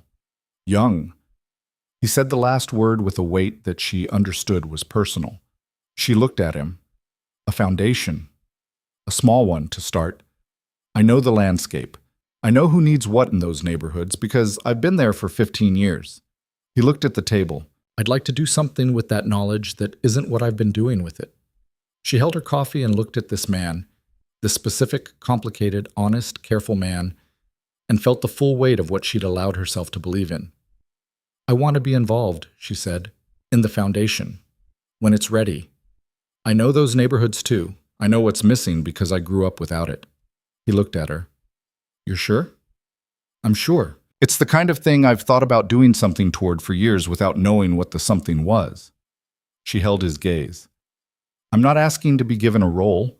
I'm saying I want to build something with you. That's different. Yes, he said. It is. So. He set his cup down and looked at her with the directness she had grown over 4 months, from something that unsettled her into something she reached for. We build it together. Together, she said. She reached across the island and he took her hand the way he'd taken it in the hospital corridor. Simply, without ceremony, the way you hold something real. The last morning of January, Emily woke at 4:45. She lay still for 30 seconds the way she always had, feeling the shape of the day before it started. Then she got up. She went to the kitchen. She ground the coffee to the right coarseness for the morning's humidity, heated the water to 2 degrees below where cheaper places would have left it, made 2 cups. She heard his footsteps on the stairs before she'd finished. He came in still half in sleep, which was a version of him she'd been collecting. These small, unguarded moments that arrived in the early mornings before the day had fully assembled itself. He sat at the island. She slid his cup across to him. He held it with both hands and didn't say anything for a moment. And she stood on the other side with her own cup, and they looked at each other in the winter-dark kitchen while the radiator ticked and the city waited outside and the day had not yet made any demands. Your mother's appointment is at 2, he said. I know. Dr. Feynman wanted to discuss the interim markers. I know. He called me yesterday. She held her cup. The markers are good. Better than the last assessment. He looked at her. Better. His word was significantly. She held his gaze. He said significantly better. Adrian set down his cup. He looked at the counter for a moment and she saw it move through him. Relief, the specific kind that has been held compressed for a long time and needs a moment to find its shape. Good, he said. It came out slightly unsteady, which was the most unsteady she'd heard him. Yeah, she said. Good. She came around the island. She stood in front of him and put both hands on either side of his face the way she'd been wanting to and hadn't let herself, and she looked at him. This specific man, with his dark, serious eyes and his thousand-word silences and his coffee drunk at 4:45 in the morning in the winter dark. And she kissed him. It was a real kiss, the kind that doesn't announce itself with performance, but arrives with the weight of everything that precedes it. 4 months of mornings and kitchen islands and late-night conversations and the slow, careful, deliberate building of something real between two people who both understood what it cost to trust another person and did it anyway. He kissed her back with the same quality he brought to everything that mattered to him, complete and honest and without holding anything back. When they separated, she kept her hands on either side of his face and looked at him. "Second," he said quietly, "after your mother. Don't push it." "I'm not pushing anything." That thing moved through his face. The full version this time, not fractional. He was smiling. She had not seen him actually smile before, and she registered it now, the way you register a thing that changes the face of something familiar into something new, something you realize you've been waiting for without knowing. "I'm just noting my position." "Your position is noted," she said. She stepped back. She went back to her side of the island. She picked up her coffee. "We should be there by 1:30, she said. "Traffic on the expressway." "I'll drive." "You always drive too fast." "I've never been late," he said. "That's not the same thing."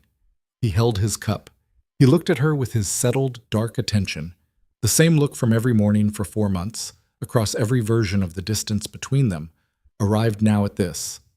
Two people in a kitchen in the early dark, drinking coffee they'd made together, in the particular and sustaining warmth of something that had been built carefully enough to last. "No," he said. "It's not, but it's the outcome that matters." She looked at him.